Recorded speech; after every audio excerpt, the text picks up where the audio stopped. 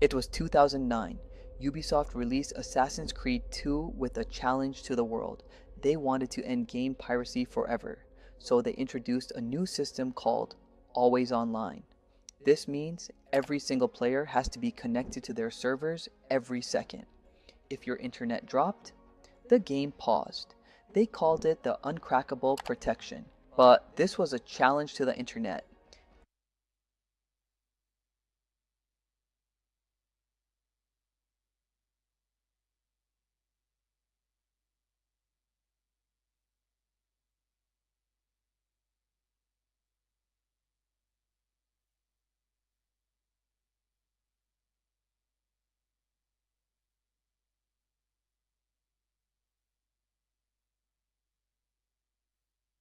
It was 2009. Ubisoft released Assassin's Creed 2 with a challenge to the world.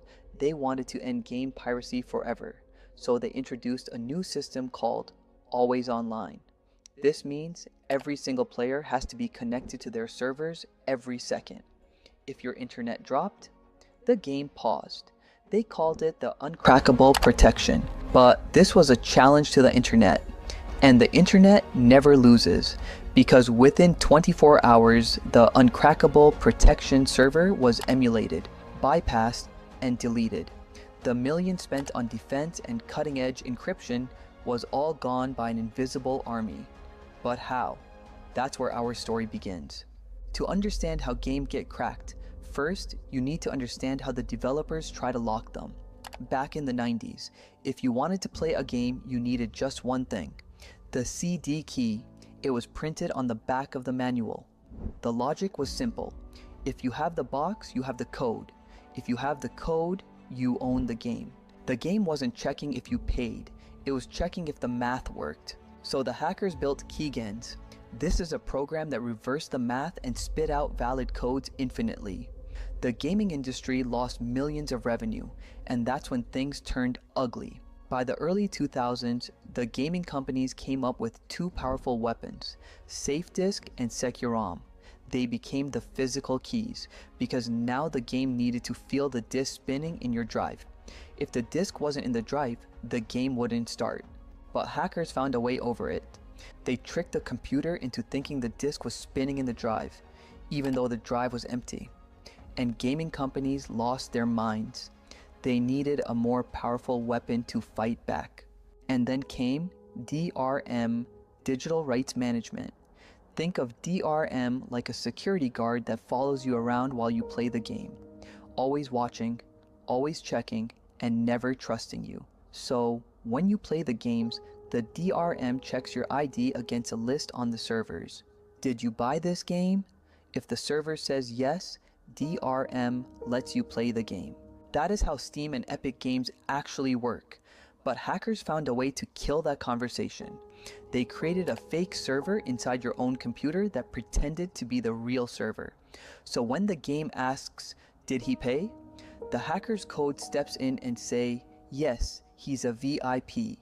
The game believes a lie and then opens. But then everything changed. The gaming companies created another monster, the boss of encryption, de nouveau. Here is why de nouveau was a nightmare for hackers. Unlike normal DRM that checks you once at the start, de nouveau encrypts the game while it's running. It creates a unique digital fingerprint based on your specific hardware. If you change your RAM or update Windows, de nouveau might lock you out.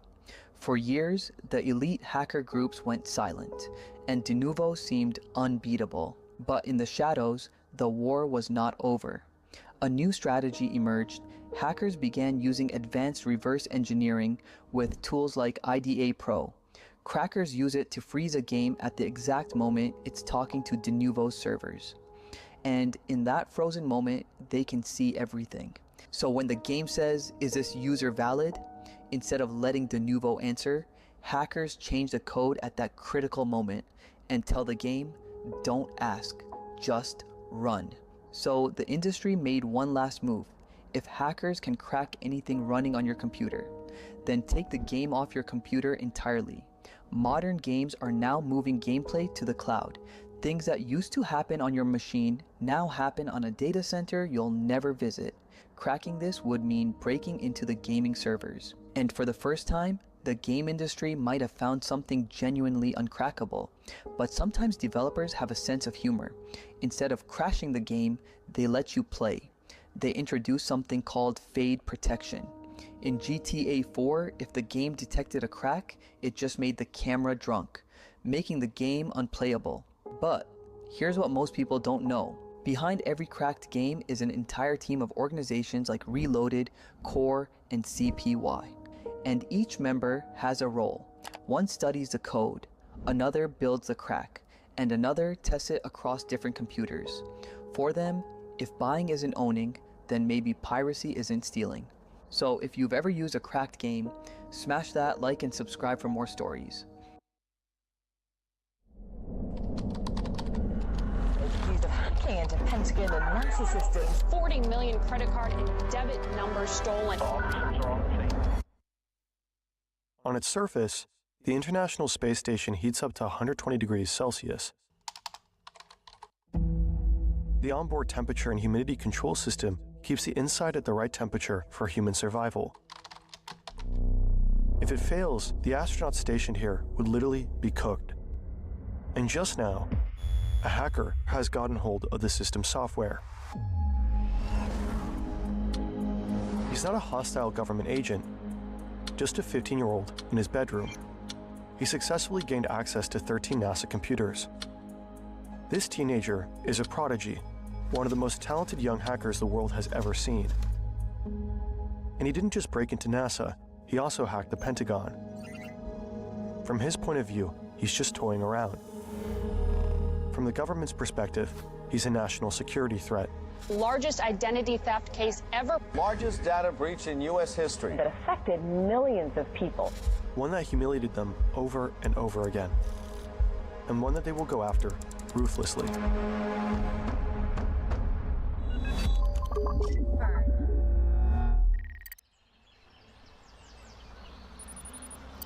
It's the year 1989, a suburban village in South Florida. This is Jonathan James. He is 6 years old. While other kids are outside playing tag, he's busy inside, glued to the family's computer. Mostly, he's just playing games. His parents are worried about his obsession. His dad is a programmer. At one point, he installs parental protection on the computer.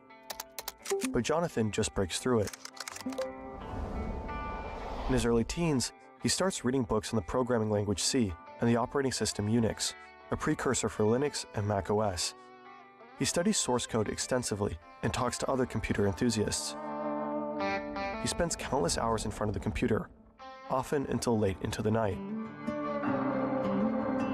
One afternoon, Jonathan uninstalls Windows from his family PC, then installs Linux.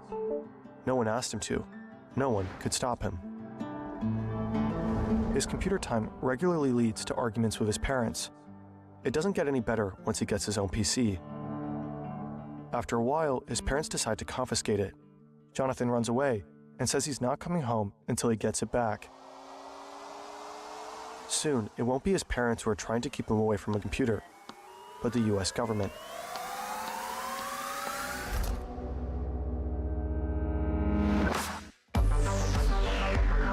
At 15, Jonathan has long morphed from curious preteen to full-blown hacker, one of the youngest and best at the time. Online, he's known under his alias, Comrade. Jonathan really enjoys messing with systems, not to break them, but to beat them. It's a power thing, a control thing. He likes the thrill of it. The tougher the system, the more it pulls him in.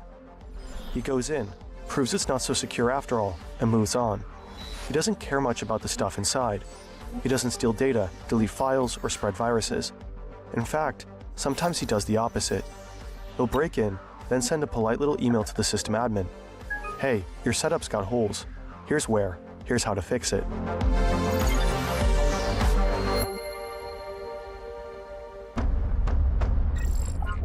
In the summer of 1999, Jonathan is looking for a new challenge, so he decides to hack NASA.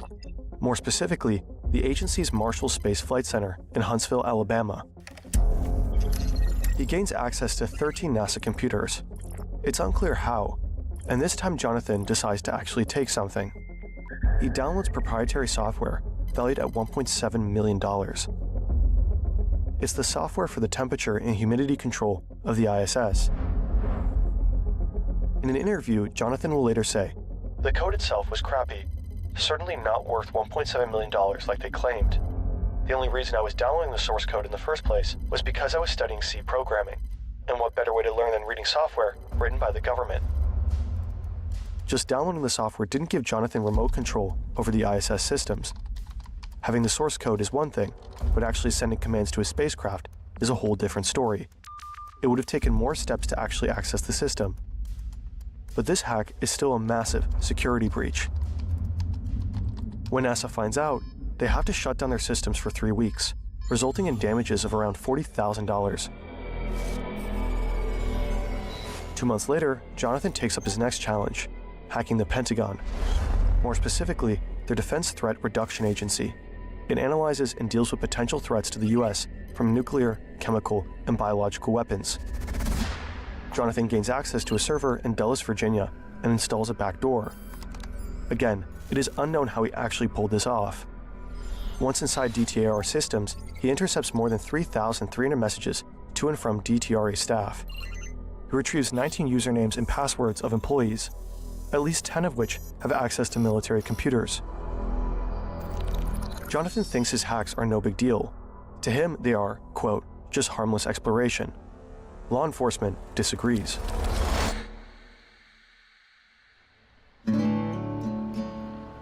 It's an early morning in January 2000. Last month, Jonathan turned 16. By now, he has not one, but multiple computers of his own. He is well connected with other hackers, sharing tips and tricks. He also loves Star Trek. His mother comes into the room and wakes him up. Jonathan, honey? The FBI's at the door. They're here for him. They raid his family home and take 5 computers. They also take his Palm Pilot, some CDs, and his Star Trek book. Bold choice for evidence. Jonathan is questioned by the officers. He admits everything and promises to never do it again. Then he hears nothing for 3 months. And then the authorities press charges, and his life begins to change dramatically. Jonathan James becomes the youngest person ever convicted of violating cybercrime laws in the US. If Jonathan had been an adult, he might have ended up with a decade behind bars. But he's still a minor. So the US District Court in Miami puts him on 6 months house arrest. Jonathan is no longer allowed to use his computers in his free time. And even worse, he has to write letters of apology to NASA and the Department of Defense. Later, he tests positive for drugs, a clear probation violation. So he gets sent to a juvenile detention facility for 6 months.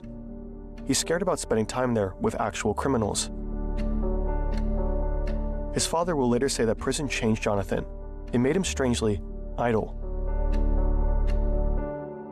Looking back, Jonathan regrets the whole thing.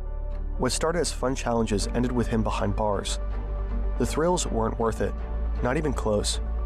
From that point on, he decides to leave hacking behind for good. But not everyone believes him. And a few years later, his past life will catch up with him. Some viewers think our animations are made with AI. Our 3D artists, who spend countless hours building these shots from scratch, aren't angry, just disappointed. AI can be helpful with other tasks though, like research. That's where Merlin AI comes in. Merlin AI is an all-in-one AI tool that bundles the best AI models all in one place, and you can even save tons of money. They gave us a 75% discount code we will share with you in just a second. You might already be using AI to rewrite emails, or to figure out what it really means when your ex texts you up at 1 a.m. But Merlin goes beyond that. In our work as journalists, it helps us with research, summarizing dense papers and pulling reference images in one click. Once installed, it's like a competent assistant in your browser. If you want to try Merlin AI, you can get a huge discount right now. While other AI tools charge around $20 per month for just one model, Merlin AI gives you access to all major ones for only $5 per month. Click on the link in the description and use our code FERN at checkout or scan the QR code.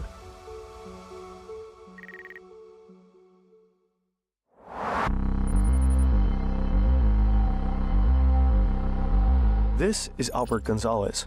he's got a few things in common with Jonathan James. He was also born in the 80s. He too is a self-taught hacker. When he was 14, he also broke into NASA systems. And, as a consequence, he also got a visit by the FBI. But that didn't stop Gonzalez from hacking. Far from it. We don't know if Albert Gonzalez and Jonathan James knew each other, but they had a common hacker friend called Christopher Scott. Gonzalez went by many aliases on the internet, but his favorite was Soup Nazi, a reference to a Seinfeld episode. You want bread? Yes, please. $3! In early 2000s, Gonzalez stumbled across Shadow Crew, a marketplace for trafficking stolen credit and bank card numbers and identity information. And even though the feds are having an eye on him, he gets involved. In 2003, he gets caught trying to pull cash from an ATM using fake credit cards. To avoid jail time, he agrees to work with the Secret Service. Soon, he helps them bust a bunch of Shadow Crew members. You'd expect that his work as an informant for the Secret Service would stop him from any criminal activity. But well, in his view, the salary from the Secret Service is too low.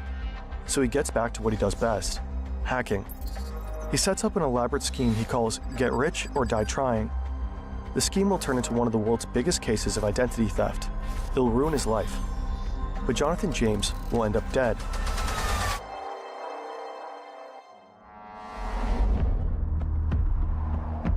This is Scott, who is both friends with Gonzalez and James.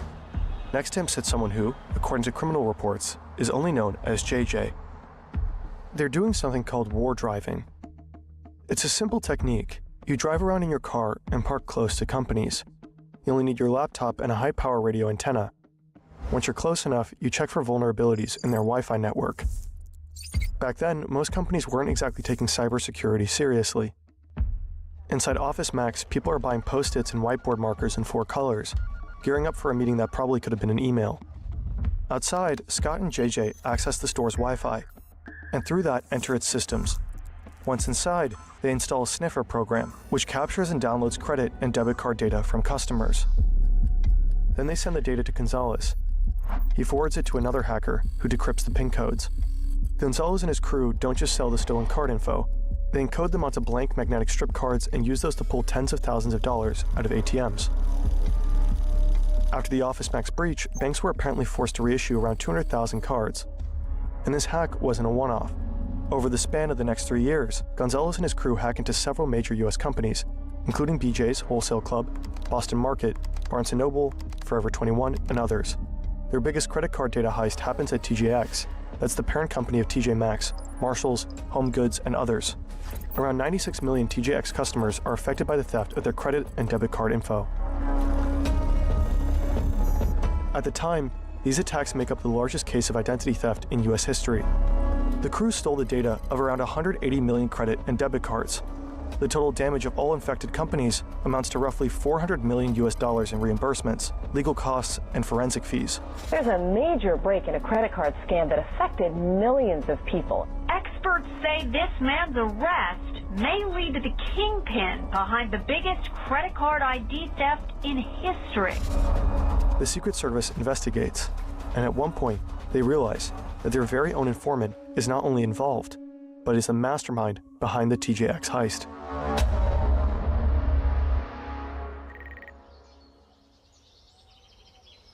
May 2008, Pinecrest, Florida. Jonathan James is 24 years old now. He doesn't go to college, he doesn't have a job. His mother died of breast cancer 6 years ago. Together with his brother, he still lives in the house he grew up in. He apparently suffers from depression. Overall, he's living a withdrawn life and is retired from hacking. But today, he'll get another surprise visit. This time, it's the Secret Service. They raid the family's house, just like the FBI had done 8 years ago. They drew a connection from Gonzalez to Christopher Scott to him. They suspect that JJ is short for Jonathan James, and that he's part of the hacker group. The agents go through Jonathan's stuff. They find a suicide note he had written years ago, and a gun. We don't know if the agents offer him psychological help, but according to Jonathan, they don't confiscate the weapon. Jonathan is shocked. He swears that he has nothing to do with the TJX case. What's going on? On the subpoena, he's able to find some answers. he reads about this guy, Albert Gonzalez. Jonathan recognizes him by another nickname he used online. Gonzalez has been working as an informant for the feds since 2003. For 5 years, Gonzalez used Scott to pull off his hacks, while simultaneously ratting out other hackers to the feds to stay in their good graces. Jonathan is sure that Gonzalez is now trying to pin the hacks on Scott. And he is getting a bad feeling. He thinks that he'll be a much more appealing target than Chris. It might not matter to the feds that he's innocent, even though, in his words, Scott and Gonzalez are the most destructive, dangerous hackers the feds ever caught. They'll let them off easy because he's a juicier target. That would please the public more. In Jonathan's mind, the picture is clear. They need a scapegoat. Not Gonzalez, not Scott, not the one who actually caused the damage, but him, Jonathan. In his words, the feds played dirty. He holds these beliefs for a reason. There's this paper that has made rounds in the hacker scene, Agent Steele's Guide to Getting Busted. It's basically a survival guide for hackers, written by one who ended up in prison. Agent Steele's real name was Justin Tanner Peterson. He was an American hacker who worked as an informant for the feds while continuing to commit crimes. Agent Steele writes, "The criminal justice system is a game to be played, both by prosecution and defense. And if you have to be a player, you'd be wise to learn the rules of engagement." He makes it clear that law enforcement isn't always fair. They play dirty and will do just about anything, including lie, to win their case. Jonathan read this guide, and he knows that Gonzalez is working with the feds, so he's convinced he's going to prison, even though he's innocent. The first time was already terrifying. He doesn't want to go through that again. Det noen som ringer her? Skal vi se. 93, 58. Hva faen er Geir? Det er jo like rart som å ha kortet der. Det ligger jo allerede i Vips. Bare gjør det tappeklart. Vips. Veldig, veldig enkelt.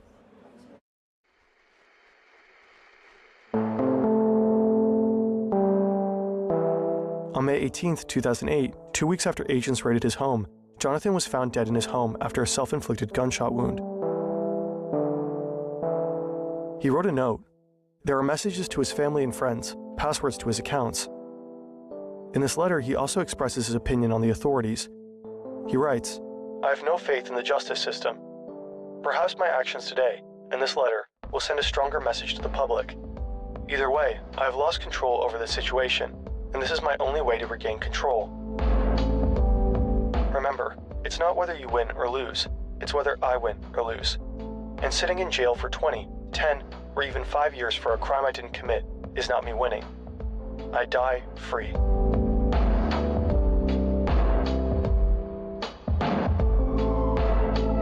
In March 2010, Albert Gonzalez was sentenced to 20 years in federal prison for his role in the series of hacks. In the backyard of his parents, the Secret Service seized a barrel containing $1.2 million in cash. Christopher Scott was sentenced to 7 years in prison for his role in the attacks. It's likely that the pseudonym JJ didn't refer to Jonathan James, but rather to Stephen Watt, another figure convicted in the TJX case, who was known to use the alias Jim Jones online. At the point of his death, Jonathan neither had been arrested, charged, tried, nor sentenced. It seems like knowing that Gonzalez had worked with the Secret Service fueled Jonathan's fear to become a scapegoat and end up in prison. Jonathan James wasn't some criminal mastermind. He was a teenager with a rare talent and a deep curiosity for how systems work. After he hacked into them, he often offered to help fix them. Instead of guiding such talents, helping to channel them into something good, the justice system decided to make an example out of him.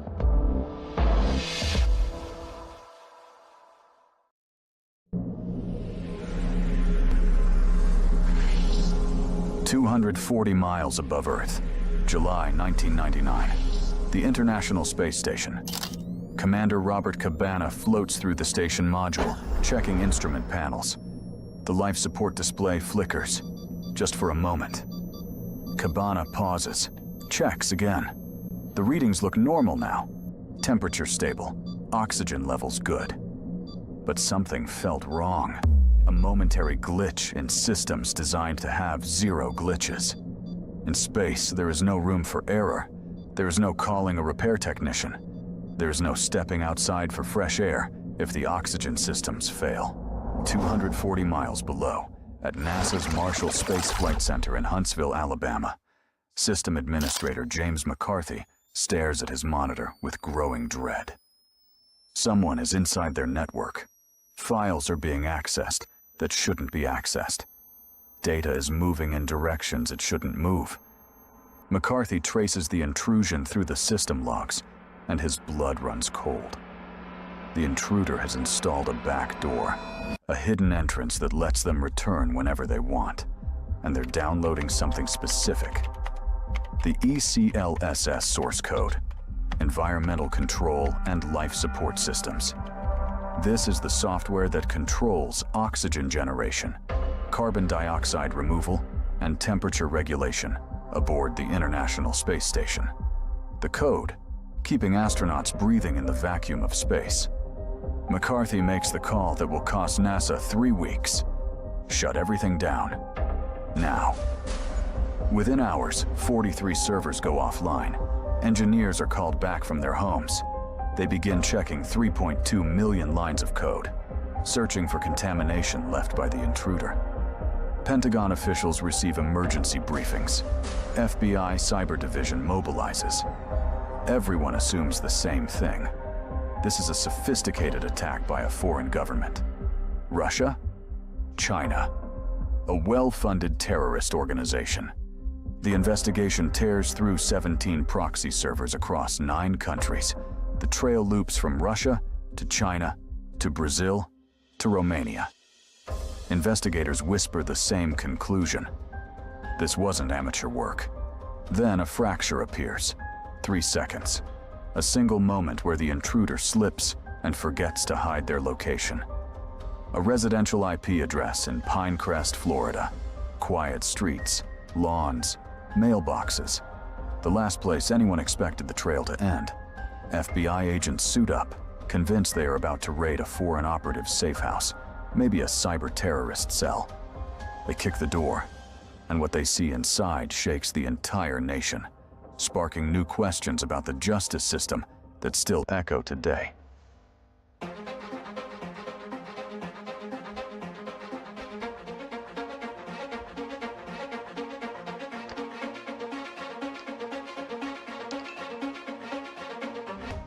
Summer 1989, Pinecrest, Florida. Robert James sat at his home computer debugging code for work. He was a professional programmer. This was just Tuesday. His 6-year-old son, Jonathan, pulled himself up on tiptoes to watch the screen. Green text cascaded down a black background. Commands appeared, and the machine obeyed. To Robert, this was mundane. To young Jonathan, it looked like magic. That moment changed everything. Within weeks, Jonathan claimed the family computer as his territory. While other first graders struggled with addition, Jonathan learned programming logic. The first warning sign came when Robert installed parental controls, time limits, and password protection to keep Jonathan away from the computer. Jonathan bypassed all of it in a single afternoon. He was 6 years old. By age 8, Jonathan was reading technical manuals that made adults' eyes glaze over. By 10, he was finding errors in his father's professional code. His IQ tested at 159. Genius level. But Jonathan's brilliance came with costs. Other kids played sports until sunset. Other kids had birthday parties with a dozen friends. Jonathan had his computer. Just his computer.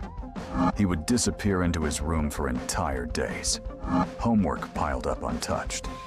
At 12, he installed a new operating system on the family computer without asking, accidentally erasing everyone else's files in the process.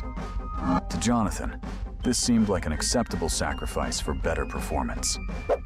When his parents finally took the computer away after he missed an entire day of school, Jonathan didn't argue. He ran away from home. 3 days later, they gave it back. They thought they were dealing with normal teenage rebellion. They didn't realize they were raising someone who would soon be classified as a national security threat.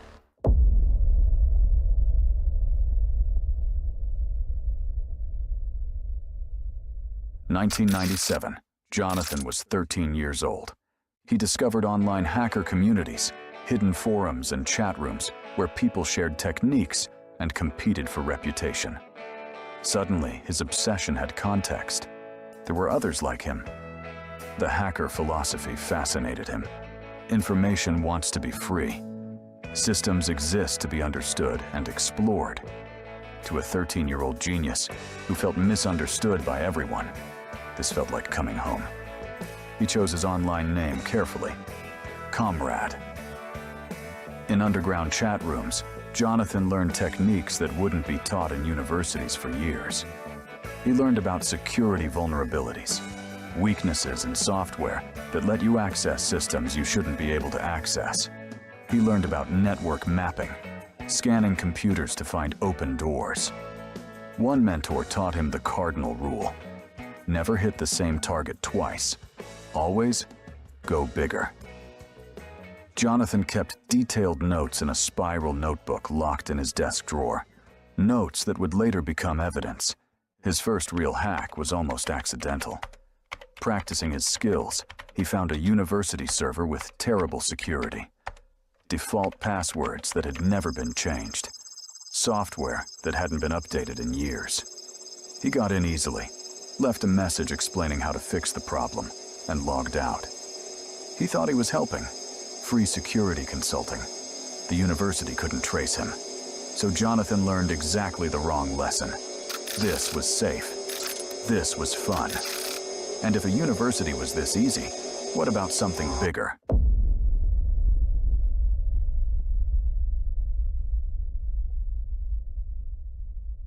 In the summer of 1999, Jonathan wanted something harder than anything he had done before. He chose NASA. His target was the Marshall Space Flight Center in Huntsville, Alabama, the facility responsible for important systems used on the International Space Station. He began by scanning the network for weak points. The center was running outdated operating systems, and several machines still used default passwords. Jonathan's scanning software returned an address that made his pulse jump. He ran the scan 3 more times. Same result. NASA's security was weaker than his high school's network. He found Telnet ports wide open. Telnet being an old, insecure way to remotely access computers that should never be exposed to the internet. He found passwords set to password 123.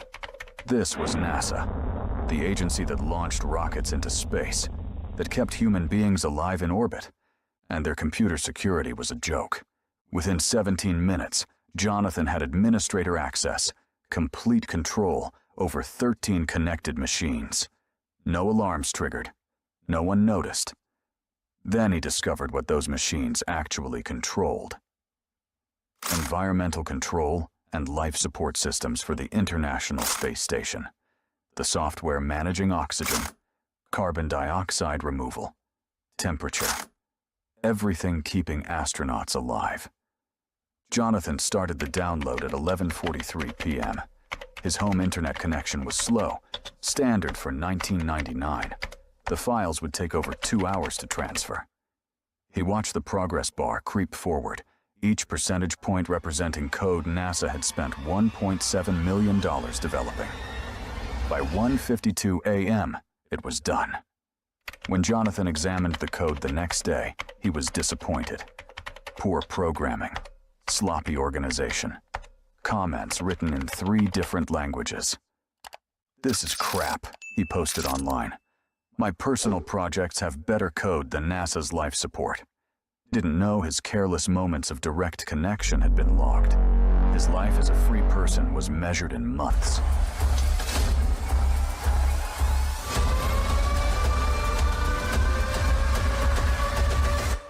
August 1999. Jonathan was 15 years old. The Defense Threat Reduction Agency handled some of America's most sensitive military operations. Their servers contained classified information about nuclear defense, biological weapons, and military strategy. Jonathan found their main data hub in Virginia. The security should have been impenetrable. It wasn't. The system protecting this fortress was 3 years out of date. 14 known weaknesses that should have been fixed long ago. Jonathan exploited one of these weaknesses, essentially finding an unlocked window in what should have been a secure building. One carefully crafted command later, he had access. The Pentagon's defense network opened like a cheap padlock. But access wasn't enough. Jonathan wanted to understand what was happening inside. He installed what hackers call a sniffer, a program that secretly copies all information flowing through a network, like tapping a phone line but for computer data. For 4 weeks, his sniffer operated undetected. It captured 3,312 emails between military employees, 1,879 passwords, 19 accounts belonging to active military officers. Jonathan could now log into computers in the Pentagon's innermost corridors, the E-ring, where generals planned America's defense strategy. He read classified threat assessments, military contingency plans, communication protocols for nuclear submarines. A 15-year-old in suburban Florida knew more about America's defense secrets than most generals. The terrifying part? He never planned to do anything with it. Jonathan created an encrypted folder, locked with a password so complex that even government supercomputers couldn't crack it. He called it Pentagon Trophies. He was just collecting proof of what he could do. On an online chat room, he bragged, "I could start World War III with what I know." And he was right, which is exactly why they needed to stop him.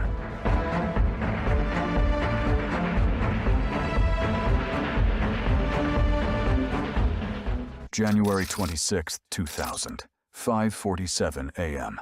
15 FBI agents, 3 police units, a cybercrime specialist to preserve digital evidence. They had planned for armed resistance, elaborate security systems, booby traps. They found a suburban house with a broken porch light.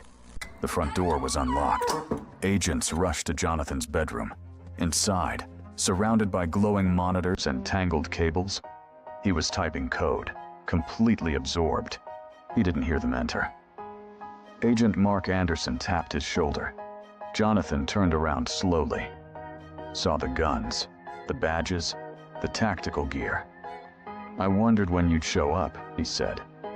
The evidence seizure took 4 hours, 13 hard drives, hundreds of disks, and the spiral notebook from his locked drawer. Handwritten notes detailing 89 successful intrusions into corporations, universities, and government agencies. During interrogation, Jonathan made everything worse. No lawyer present, no attempt to minimize his actions. Instead, he gave a complete tutorial on his methods, explaining techniques the FBI didn't even know existed. He treated the interrogation like a teaching session. Agent Anderson later testified, "He taught us more about our vulnerabilities in 6 hours than our security audits found in 6 years." Jonathan thought his cooperation would help him. He was wrong. September 21st, 2000, Federal Courthouse, Miami. Jonathan stood before Judge Barry Garber wearing his father's oversized suit. He looked younger than his 16 years. Attorney General Janet Rhino had made a decision. Juvenile cybercrime needed a public example. Jonathan James would be that example. The charges: first minor to breach Department of Defense networks, youngest person to access classified nuclear defense information, damages exceeding $1.7 million. But prosecutors also acknowledged something unusual. Jonathan had cooperated completely. He'd never tried to sell information, never contacted foreign governments, never intended to harm anyone. He just wanted to prove he could do it. The sentence: 6 months in federal juvenile detention, 3 years probation, complete ban on recreational computer use until age 18. Written apologies to NASA and the Department of Defense. "You have a gift that you chose to abuse," Judge Garber told him. "I hope you understand the opportunity you're being given." Jonathan's response surprised the courtroom. "I never meant to hurt anyone. I just wanted to learn."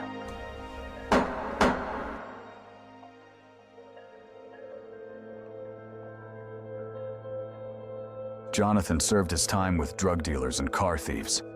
The hacker who breached the Pentagon wasn't allowed to check email.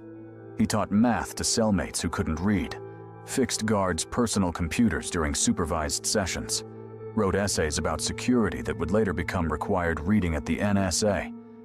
His father sent letters containing hidden messages, small programs that would print "I love you" when run. Jonathan saved everyone. When released in March 2001, Jonathan returned to a changed world. His immediate challenge was simpler: living without computers. He got a job at Radio Shack, selling technology he wasn't allowed to touch. Customers sometimes recognized his name. "Aren't you that kid who hacked NASA?" He'd smile and change the subject.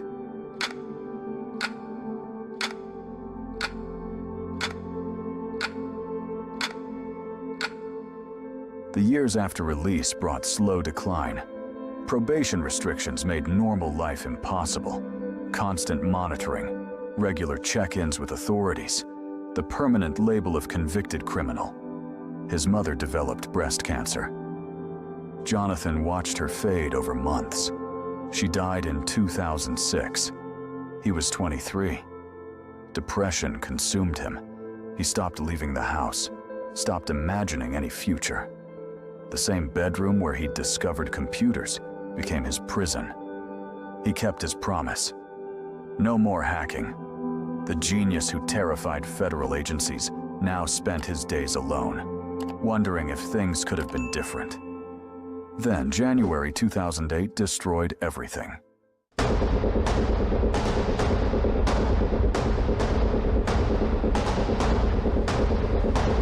The TJX data breach was massive. Hackers had stolen information from over 45 million credit cards, the largest corporate data theft in history at that time. FBI investigators found chat logs mentioning someone called JJ. They searched their databases. JJ hacking background, Florida location. Match, Jonathan Joseph James. They pulled his file. First juvenile computer criminal. NASA. Pentagon. Known hacker. On paper, the case built itself. What they didn't have was actual evidence. No direct link to TJX. No proof of involvement. But sometimes, investigators work backward from the person they want to convict. May 7th, 2008. Secret Service agents surrounded Jonathan's house again. Same overwhelming force. Same shocked neighbors. They found legally registered firearms. What they didn't find was evidence connecting him to TJX. The investigation continued anyway. And Jonathan realized something terrifying. This would never stop. His past made him permanently suspicious. His skills made him permanently dangerous in law enforcement's eyes. Every future data breach, every corporate hack, every cybercrime would bring investigators to his door. He would spend his entire life under suspicion for things he didn't do. There was no escape from what he'd done at 15.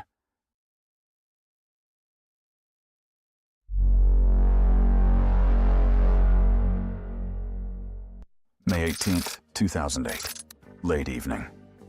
Jonathan sat at his desk writing letters. To his brother. To friends. To anyone who might wonder why. His final note read, "I have no faith in the justice system. Perhaps my actions today will send a stronger message to the public. I have lost control over this situation, and this is my only way to regain control." At 11:47 p.m., Jonathan James placed a legally purchased revolver against his temple. He was 24 years old.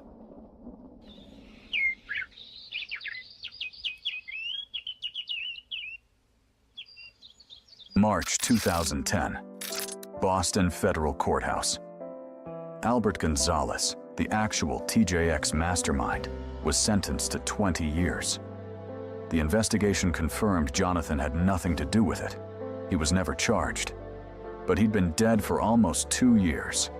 The boy who hacked NASA at 15, the teenager who exposed Pentagon security before anyone took cybersecurity seriously. the first juvenile computer criminal in American history. Gone at 24, his story raises questions without good answers. How should we handle brilliant children who break laws pursuing knowledge? When does curiosity become crime? What happens to young geniuses who see systems everyone else accepts and want to understand how they actually work? Jonathan James was the first. He won't be the last.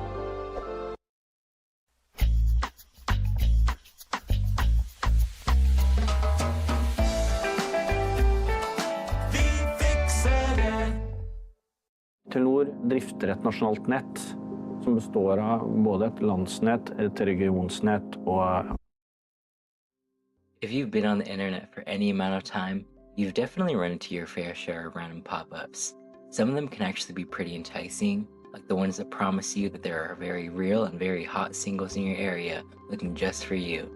There's even the more scary looking ones, warning you that your device is hacked and your computer will lose all data and explode and burn your house down if you don't give them $500 in 2 seconds. Over time, we've kind of just learned to click out of them and forget about it. 99% of these are just scams trying to get your personal info anyway. But what if there was a pop-up that took that threat and made it real? Not the exploding house part, thankfully.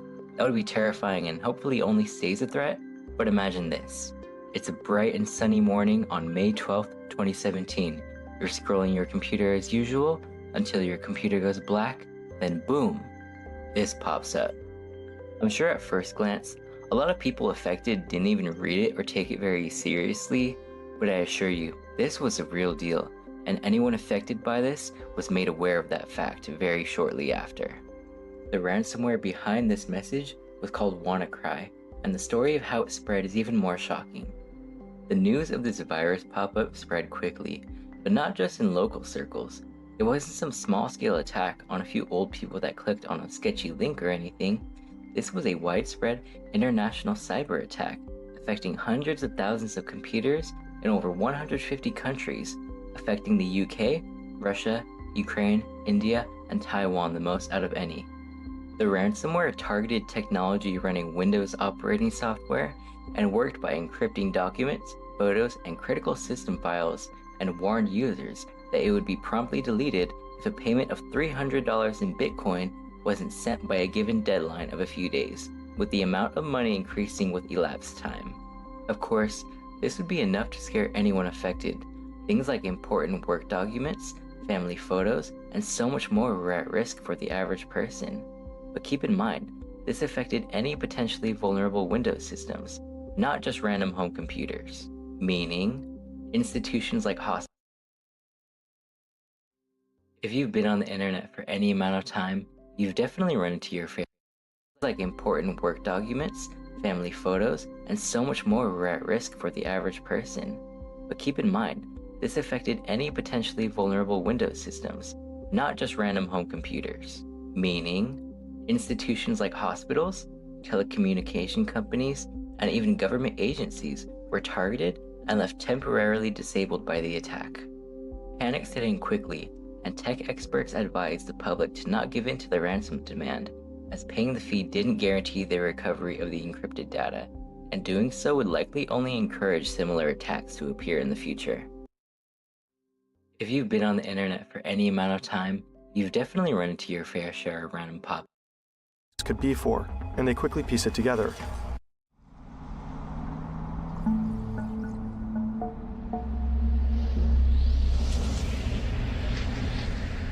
This is David Pecora. He's 22 years old, has shoulder-length blonde hair, and studies computer science. His online names are Xenon and Xenomega. He's part of the Xbox community, tweaking consoles and creating cheats for games like Halo and Call of Duty. Right now, he has an annoying problem. The bumper of his car is broken, and the dealer refuses to ship the parts to Canada. So he asks his friend Justin, who lives in the US, if he can order the new bumper to his house. They met each other years ago on the internet. Justin lives in Wilmington, about an 8-hour drive away. David's plan is to drive there, get the bumper, maybe grab something to eat together, and head back home. His dad offers to tag along so they can take turns driving. they take the family car. About an hour later, David and his dad get to the border. The US border officer checks their passports. He's about to wave them through when he sees a strange name on his display. "What's Xenon?" the officer asks. David flinches. That's his online name. But why on earth does it pop up here at the passport control? Two figures in dark uniforms approach the vehicle. They pull their weapons and tell him to step out of the car. David gets arrested. He walked right into a trap. The thing is, David may have done more than tweaking consoles and coding cheats. The FBI has been after him for years. He's part of a hacker gang that will become to known as the Xbox Underground. They are responsible for an unprecedented series of cyber attacks on some of the biggest tech firms on the planet. They stole thousands of login credentials, heisted the source code of unpublished games, and hacked into confidential US military simulations. They didn't do it on behalf of some government agency. Sometimes they didn't even make money with it. They were just a bunch of teenagers.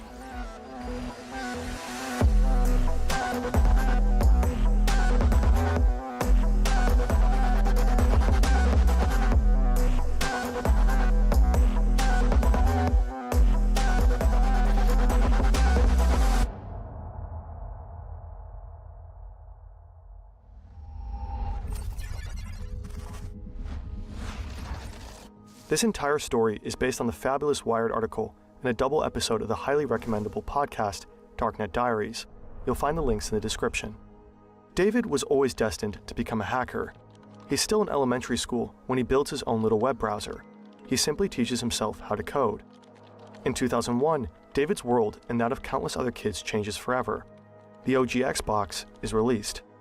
For the first time, let me now unveil Xbox. Back then, the Xbox marks a technological milestone, a bunch of high-end hardware packed into a massive black casing.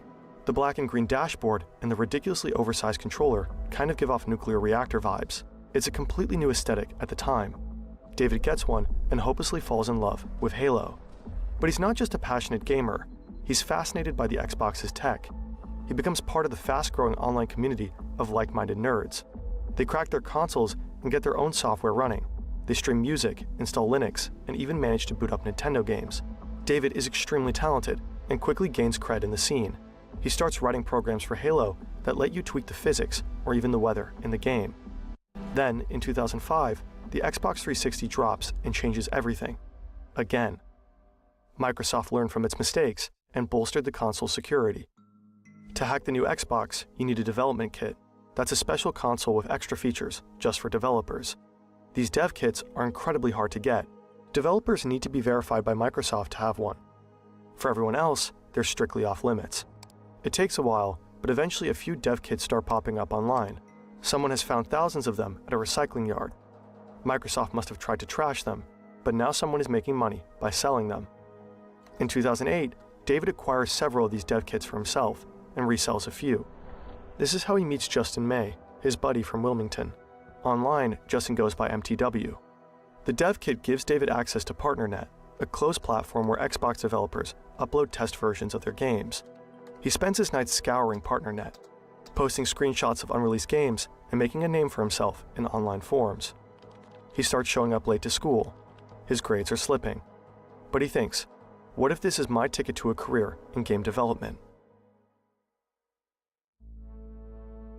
In 2010, David catches the attention of a guy named Dylan Wheeler. Dylan is 14 and lives in Perth, Australia. He has long brown hair and is in the middle of puberty. He loves a good thrill and got into hacking early on. In high school, Dylan got suspended for hacking into the school's network.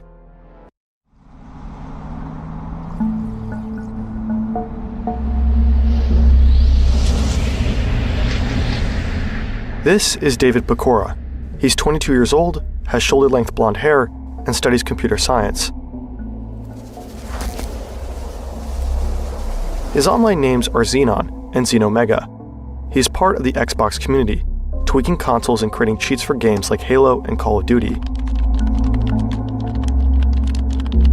Right now, he has an annoying problem. The bumper of his car is broken, and the dealer refuses to ship the parts to Canada. So he asks his friend Justin, who lives in the US, if he can order the new bumper to his house. They met each other years ago on the internet. Justin lives in Wilmington, about an 8-hour drive away. David's plan is to drive there, get the bumper, maybe grab something to eat together, and head back home. His dad offers to tag along so they can take turns driving. They take the family car. About an hour later, David and his dad get to the border. The US border officer checks their passports. He's about to wave them through when he sees a strange name on his display. "What's Xenon?" the officer asks. David flinches. That's his online name. But why on earth does it pop up here at the passport control? Two figures in dark uniforms approach the vehicle. They pull their weapons and tell him to step out of the car. David gets arrested. He walked right into a trap. The thing is, David may have done more than tweaking consoles and coding cheats. The FBI has been after him for years. He's part of a hacker gang that will become to known as the Xbox Underground. They are responsible for an unprecedented series of cyber attacks on some of the biggest tech firms on the planet. They stole thousands of login credentials, heisted the source code of unpublished games, and hacked into confidential US military simulations. They didn't do it on behalf of some government agency. Sometimes they didn't even make money with it. They were just a bunch of teenagers.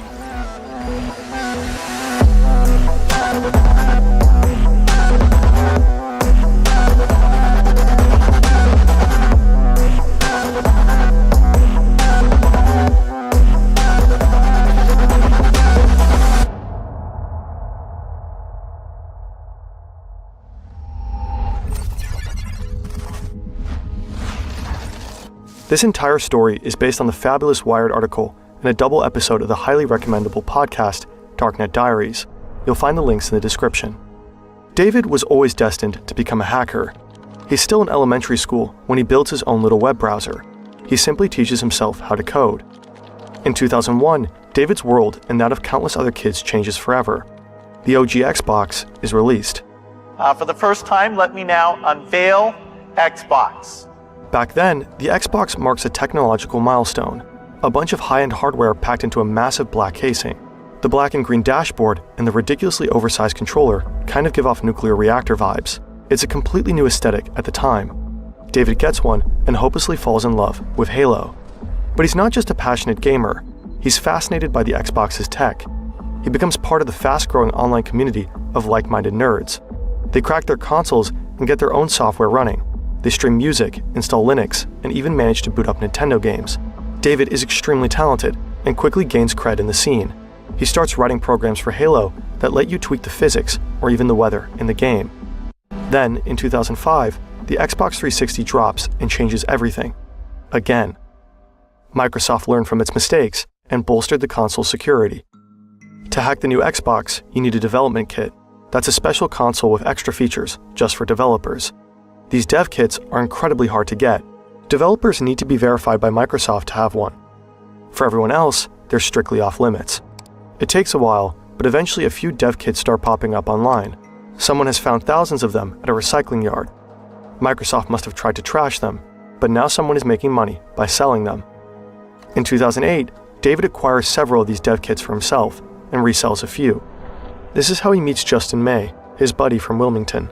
Online, Justin goes by MTW. The dev kit gives David access to PartnerNet, a closed platform where Xbox developers upload test versions of their games. He spends his nights scouring PartnerNet, posting screenshots of unreleased games and making a name for himself in online forums. He starts showing up late to school. His grades are slipping. But he thinks, what if this is my ticket to a career in game development? In 2010, David catches the attention of a guy named Dylan Wheeler. Dylan is 14 and lives in Perth, Australia. He has long brown hair and is in the middle of puberty. He loves a good thrill and got into hacking early on. In high school, Dylan got suspended for hacking into the school's network. But he doesn't like to be told what to do, so he hacked the network again and got suspended again. He is fascinated by what David and others are doing with the Xbox and wants in on the action. So he signs up to the Xbox hacking forum. His online moniker is Superday. That same year, 2010, another Xbox 360 dev kit ends up in the hands of Sanad Nishayawat. Sanad is 24, lives in Washington, New Jersey, and is a true tech enthusiast. He started gaming by 8, By 12, he was taking apart entire consoles. His room is packed with electronics. His desk is covered by a soldering iron, an oscilloscope, and all sorts of electronic parts. He dives into the Xbox scene and calls himself Sonic. It's an incredibly exciting time for David, Justin, Dylan, Sanad, and many others. PartnerNet is an absolute goldmine. They get to play new games months before their release, completely free of charge. But at some point, they start getting into trouble with real developers on the platform. In 2009, David finds a way to use cheats for the brand new Call of Duty game. He sets up a server and charges users for using his cheats. $100 per 30 minutes. Players can walk through walls and fire without ever missing a shot. The cheat business is a huge success. David quickly makes up to $8,000 a day. He takes his girlfriend to fancy restaurants and stays in luxury hotels.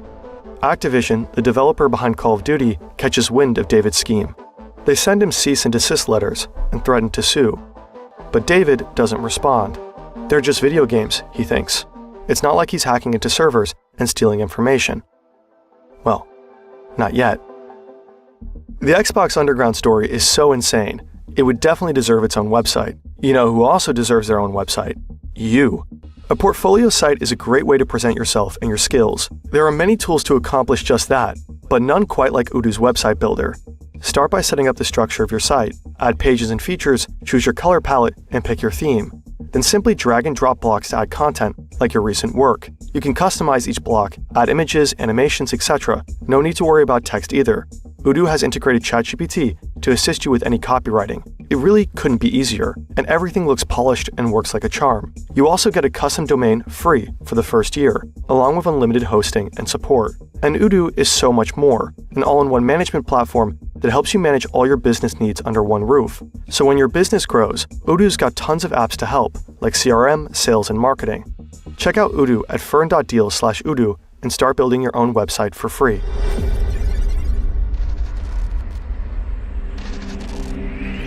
One night, Dylan gets a message from an online friend named GamerFreak1727.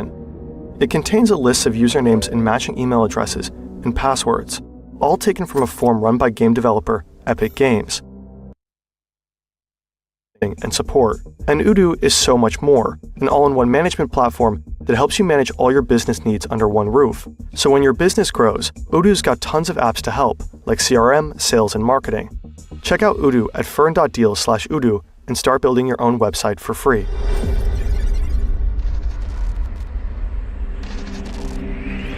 One night, Dylan gets a message from an online friend named GamerFreak1727. It contains a list of usernames and matching email addresses and passwords, all taken from a forum run by game developer Epic Games. At the time, Epic is mostly known for Unreal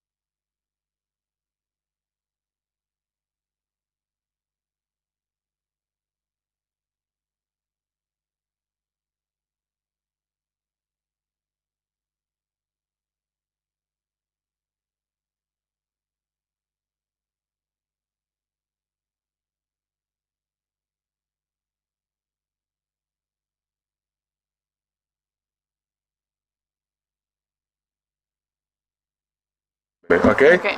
Let's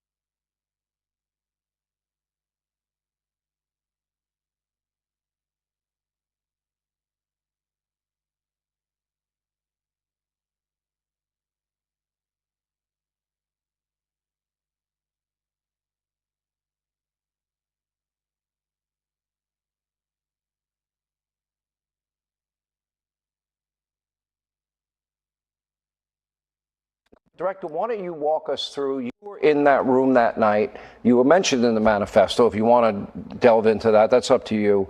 But more importantly, I was speaking to somebody close to you. Within minutes, you were in the room with the perpetrator. And why don't you walk us through that process? In that room that night, you were mentioned in the manifesto. If you want to delve into that, that's up to you. But more importantly, I was speaking to somebody close to you. Within minutes, you were in the room with the perpetrator. And why don't you walk us through that process?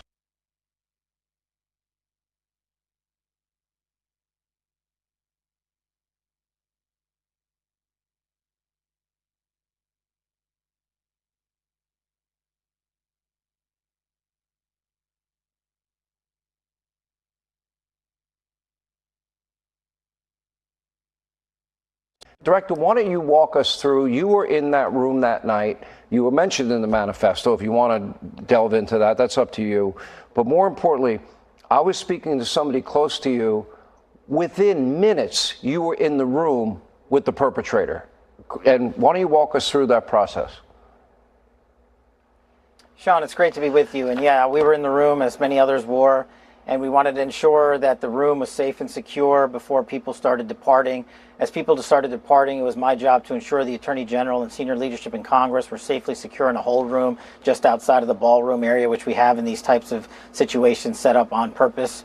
And then my job was to get into the next room and get on the comms with the teams, and the radios were working in the basement there, thankfully. So we were able to confirm that the subject had been detained by the brave men and women of the Secret Service. The next step was to make sure there was a mode of egress to safely evacuate all of the civilians from the facility. So we led them out to the street. And also, as you know, Sean, and everybody else knows, cell phone coverage in that building is not great. And so we were able to immediately get on our phones and call for standing up of our National Crisis Coordination Center, which we immediately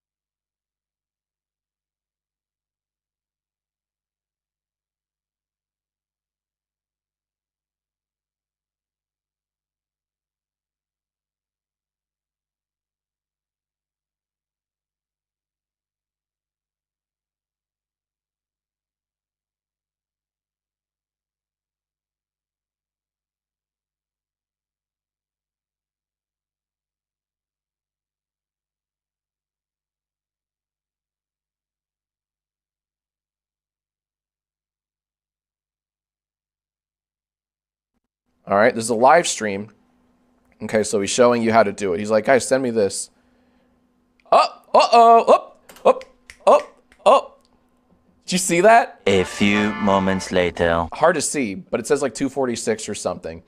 And there are clearer shots of the iPhone being like thrown up at you so you can see the time. But it's really funny. Like, let's go. They finally took it down. Vid privated. All right, this is a live stream. Okay, so he's showing you how to do it. He's like, guys, send me this. Oh. Did you see that? A few moments later. Hard to see, but it says like 246 or something. And there are clearer shots of the iPhone being like thrown up at you so you can see the time. But it's really funny. Like,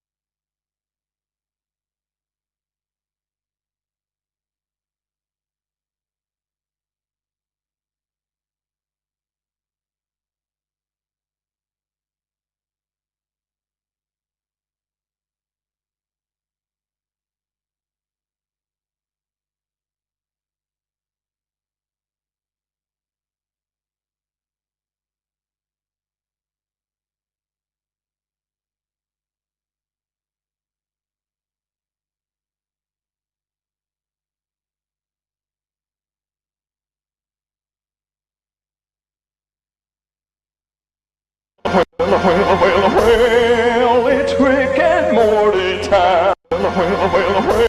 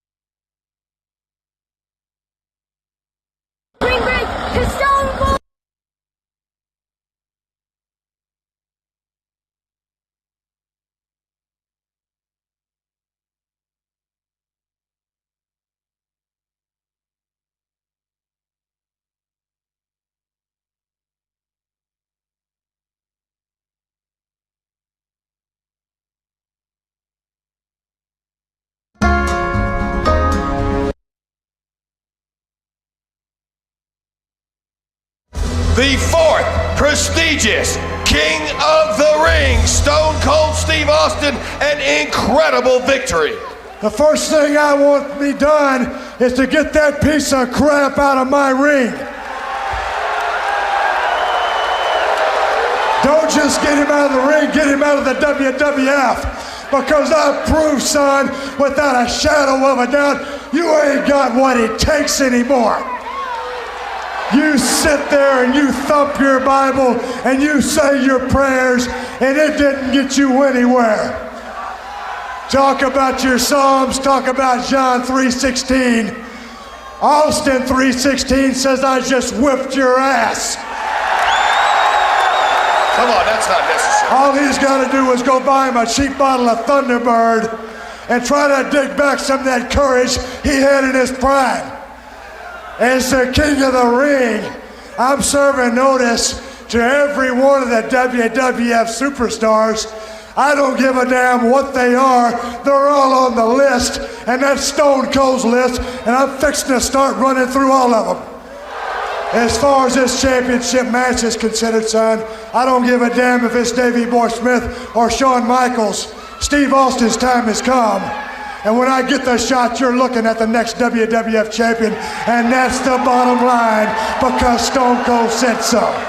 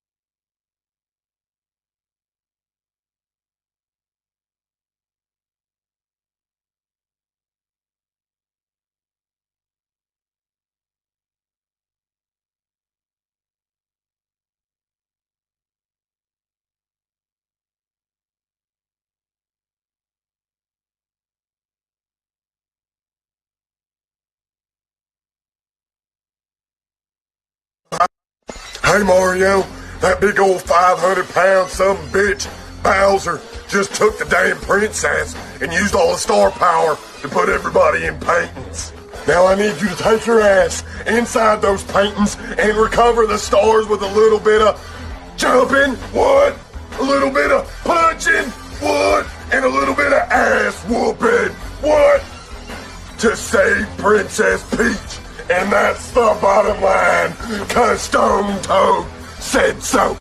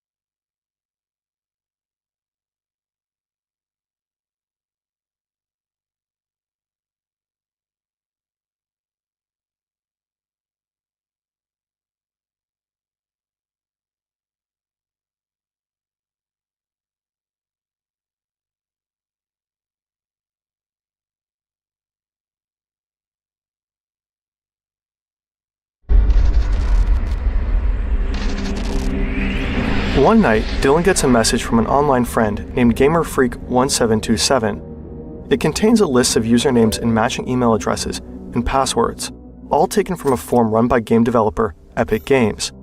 At the time, Epic is mostly known for Unreal Tournament and Gears of War. Dylan checks the list and finds the login credentials of an IT employee at Epic Games. He wonders if that person uses the same password on other sites. He tries to log in to the employee's Gmail account, and it works. He combs through the inbox and finds another password, admin060606. It gives him access to an internal network at Epic Games. Dylan sends David a message to tell him about his find. David is hooked. One of the servers are hosting unreleased games. He knows that what they're doing is illegal, so he sets himself some limits. No looking at customer data or credit card information. He's only interested in the games. David and Dylan spend months rummaging through the Epic servers on the hunt for anything interesting. And sure enough, they eventually find something, an early build of Gears of War 3, complete with source code. They can't believe their luck.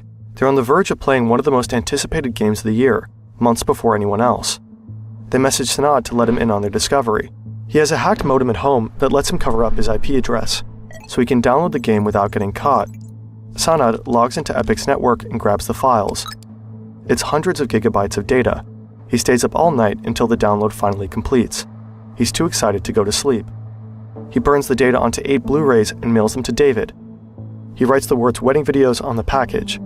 David receives the package and tries the game. The build is still pretty raw. A lot of the textures are missing. It's not really playable at this stage. David sends the game to the others, including Justin.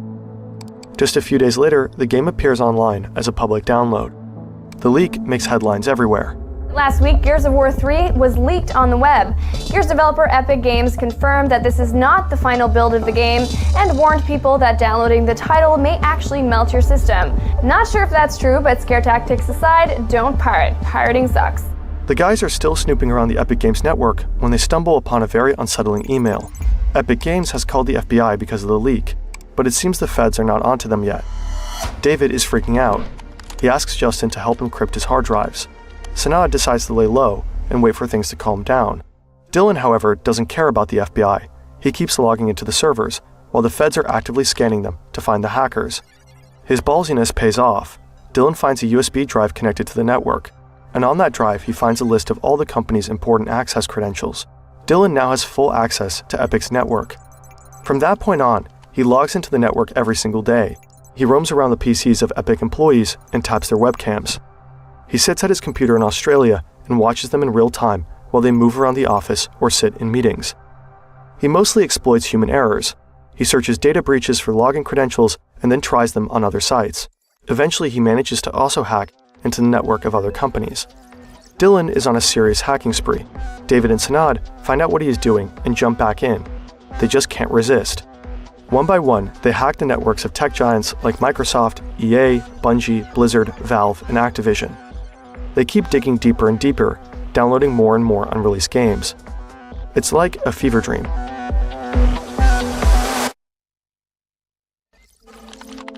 The guys have been hacking their way through the gaming industry for almost a year now. From time to time, they're also making money off of it. David starts selling the jacked and unreleased games to a user called Xbox Dev Guy. The contact is established via Justin. But deep down, they're still just a bunch of gaming fans. They invite their friends over to show their new video games. They never reveal where they get them from.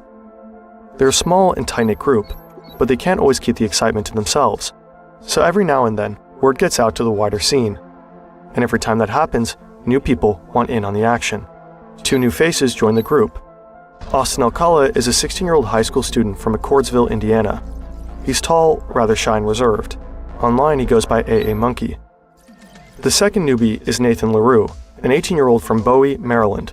His dad works as a diesel mechanic, and his mom is busy homeschooling him. Nathan has written a program to fake FIFA coins and dreams of becoming a proper game developer someday. Online, he calls himself Anime Freak.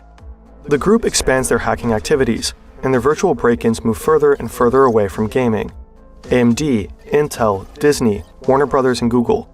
They end up infiltrating the servers of almost 25 companies, all of them major corporations. A late summer evening in 2012, Austin and Nathan are poking around the servers of Zombie Studios, a developer known for war games like the Spec Ops series. They discover a tunnel that leads them straight to a US military server. The drives host a new game Zombie Studios is working on, AH-64D, Apache Simulator, a flight simulator commissioned by the US Department of Defense. They hesitate. This is bigger than anything they have found so far, and much more dangerous. Curiosity ends up getting the best of them, and they download the game. The group is at its peak. They've been active for over 2 years. They've gone places no one else could. David, Dylan, Sanad, Austin, and Nathan have become the core of the group. Others are loosely involved in individual hacks. Altogether, there are almost a dozen strong now. They're aware that everything that they have done could already land them in jail.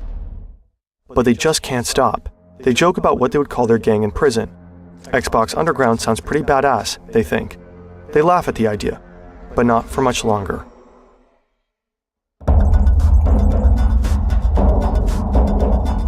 Justin, aka MTW, was an early member of the group. He met David when he bought the Xbox 360 dev kit from him a few years ahead of the Epic Games hack. Justin was directly involved in many of their operations.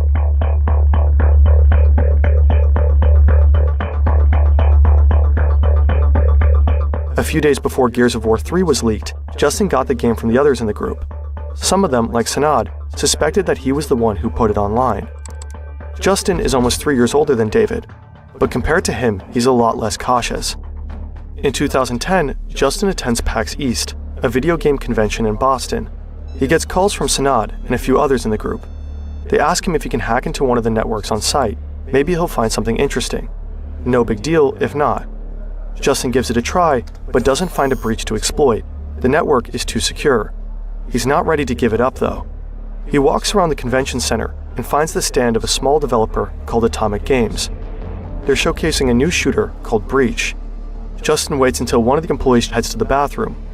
Then he sneaks behind the stand and secretly tries to download the game onto his laptop. But the employee comes back sooner than expected. At just 14 megabytes, Justin has to cancel the download and make a run for it. 2 Atomic employees chase after him and quickly catch him. They take him to the police. During the arrest, Justin tries to bribe the officers. He offers them $100 if they let him go. During the interrogation, he openly admits he was trying to steal the game. He repeatedly tells the cops that he has names of people bigger and more important than himself. When the others hear about the arrest, they get suspicious. What if Justin has been talking to the cops? He loses their trust. He disappears for a while, but eventually gets back in touch, trying to regain their trust. Now he is scamming companies like Cisco, Microsoft, and Lenovo with a return fraud scheme. Someone like that couldn't possibly be working with the cops. Some in the group, like David and Dylan, are thinking. Others, like Sanad, remain skeptical. After some time, Justin manages to get back on board. Back to August 2012, David and Dylan are poking around Microsoft servers. They come across a folder that seems pretty well protected. Looks like only a few developers have access to it. Maybe the company is working on some super secret project, they think. They download the folder and find a bunch of technical documents. Some pics of circuit boards and casings, source code, all that kind of stuff. They wonder what all of this could be for, and they quickly piece it together.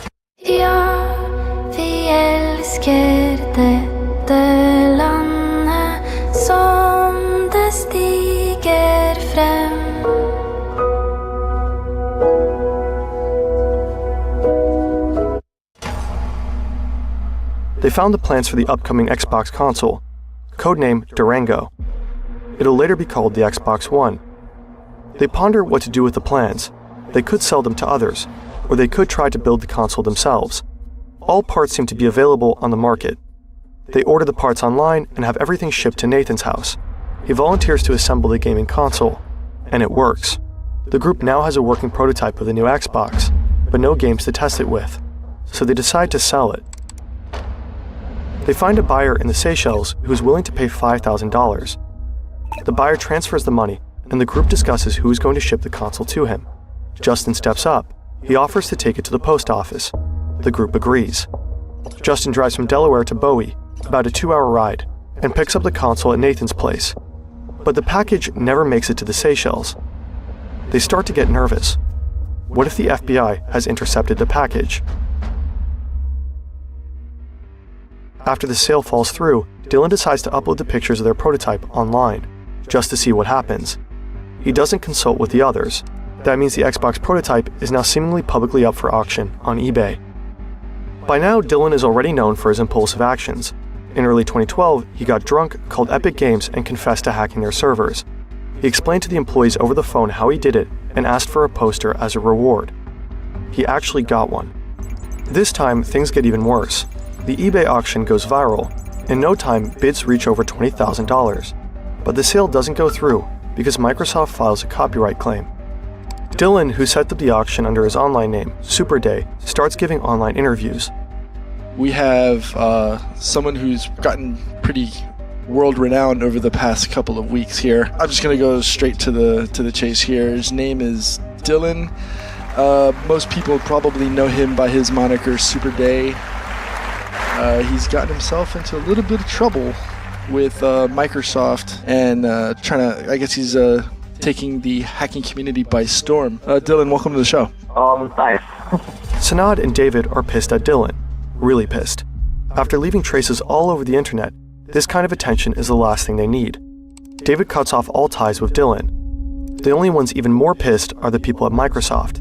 The investigation picks up speed. Just weeks after the auction, the FBI raids Nathan's, aka Anime Freak's, house and arrest him. Sanad Nishayawat, aka Sonic, tries to distance himself from the group, but his house gets raided too. He sends a copy of the search warrant to others in the group, including Dylan. Dylan then posts the name of the agents who raided Sanad's house online. He publicly threatens to send hitmen after them, a statement he later regrets. In February 2013, Dylan Wheeler, also known as Superday, is finally arrested by Australian authorities. Austin has learned from Nathan how to fake FIFA coins and turned it into a business.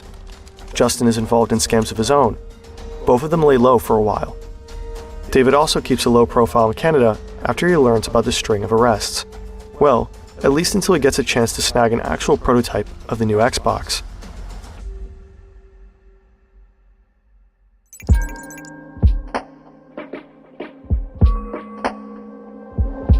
David is at a concert when he gets a call from Austin.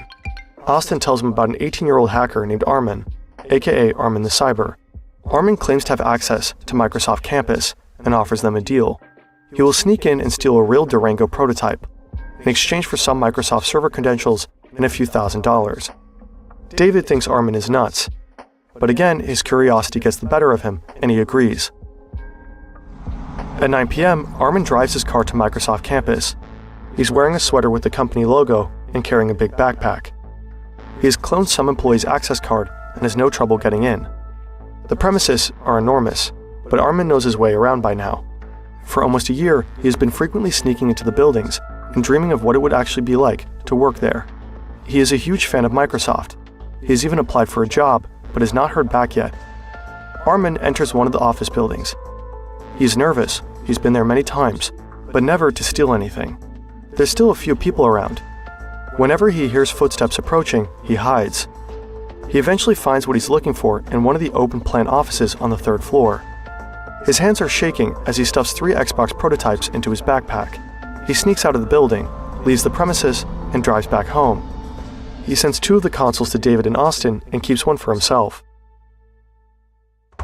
Just a week after his break-in, Armin gets a call. It's Microsoft. They reviewed his application.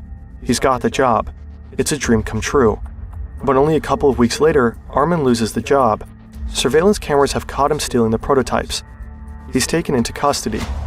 In January 2014, Austin Alcala, aka AA Monkey, is arrested at his house by 4 FBI agents. In March, David Pecora, Xenomega, gets arrested at the US border.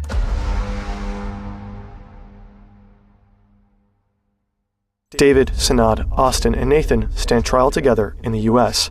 Meanwhile, on the other side of the globe, Dylan is also facing charges.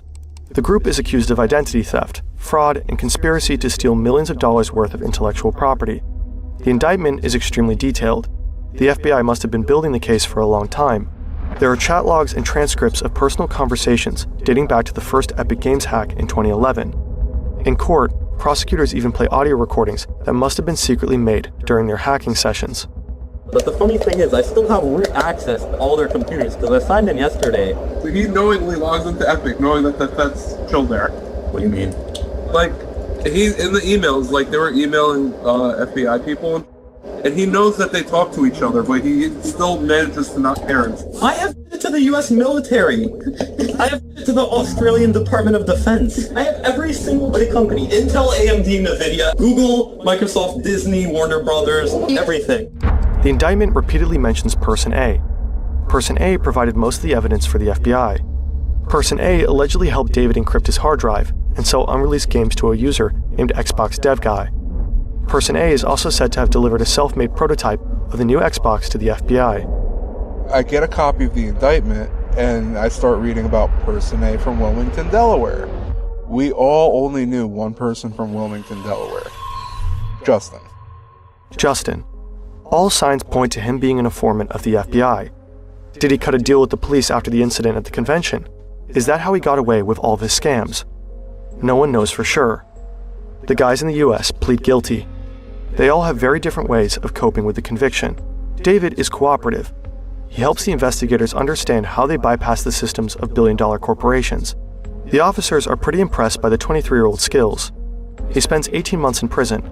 After getting out, he finishes college and starts working for cybersecurity firms. Austin gets 3 years probation. He doesn't serve a single day in jail because he agrees to help the FBI with another fraud case involving fake FIFA coins. He later becomes the head of cybersecurity at a social media startup. Sanad serves the same sentence as David, 18 months.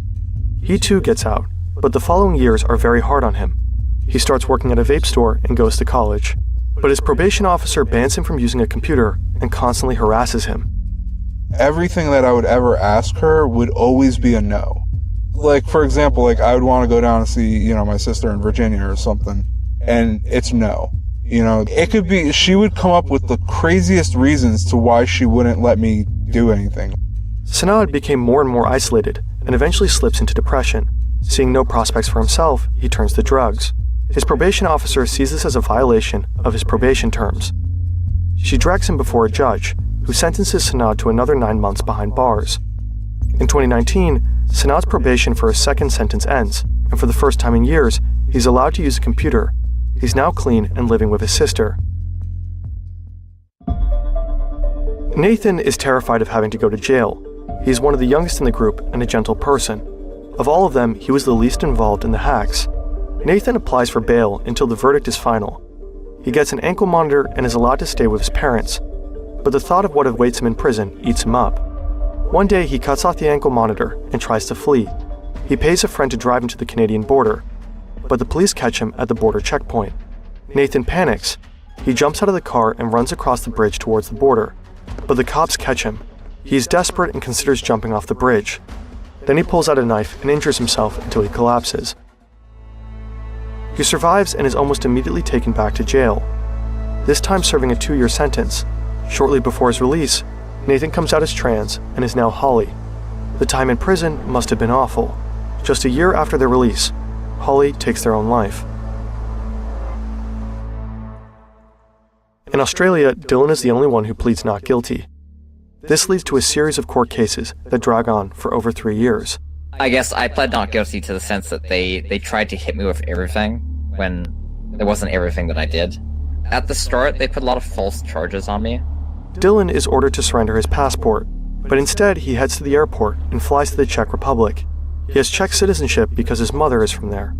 Shortly after, Dylan's mother is sentenced to 18 months in prison for aiding his escape. Dylan claims that his mother neither drove him to the airport nor sent him money. Yeah, it's kind of the harsh reality of everything. Someone's got to go down for something.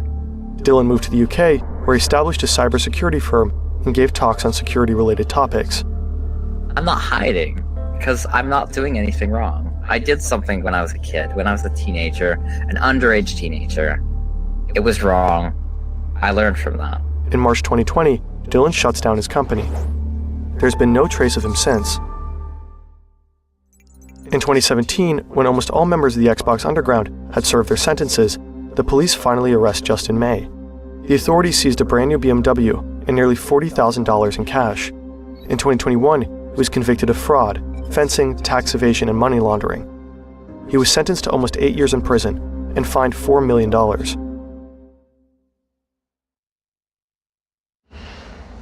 Når er det? 5:00. Og nå er den jo 2. Det er jo like rart som å ha kortet der. Det ligger jo allerede i Vips. Bare gjør det tappeklart. Vips. Veldig, veldig enkelt. Click, click. Any zip code and we click, click. It's October 2015, a chilly day in autumn. John Brennan receives a weird phone call. It seems to be coming from a stranger. He hesitates a second, then picks up. Hello? John Brennan? Who is this? You're a f***ing loser.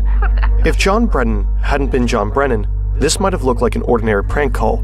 But John Brennan happens to be one of the most powerful men on Earth, the head of the CIA. Who is this? How did you get this number? It was so f***ing easy, bro. You're such a What do you want? I don't want anything. I already f***ing own you. How much do you want? We want $5 trillion. The US government will classify this call as part of a larger conspiracy of identity theft, harassment of government officials, and cyber terrorism. The caller will pay a heavy price for this moment of trollish glory. Why are you doing this? We want you to stop bombing the Middle East. Across the Atlantic, in a house in the West Midlands of England, a 15-year-old kid in his room, the phone still in his hand. He can't believe what he just did. He calls himself Kraka, and he loves to smoke weed. In fact, he's high right now. He's also the leader of Crackers with Attitude. He and his companions terrorized and embarrassed the US security apparatus to a near incomparable degree. They leaked the personal data of police officers, FBI agents, and DOJ officials. They hand-delivered top-secret documents to Julian Assange. Some of the most publicized hacktivism attributed to Anonymous. They call themselves Anonymous. Yeah, it was actually them. In part for the lulz. And this is their story. This was political. Teenager Cyber attacks. hijacked the computers of several US intelligence and Started a security collective called Crackers with Attitude.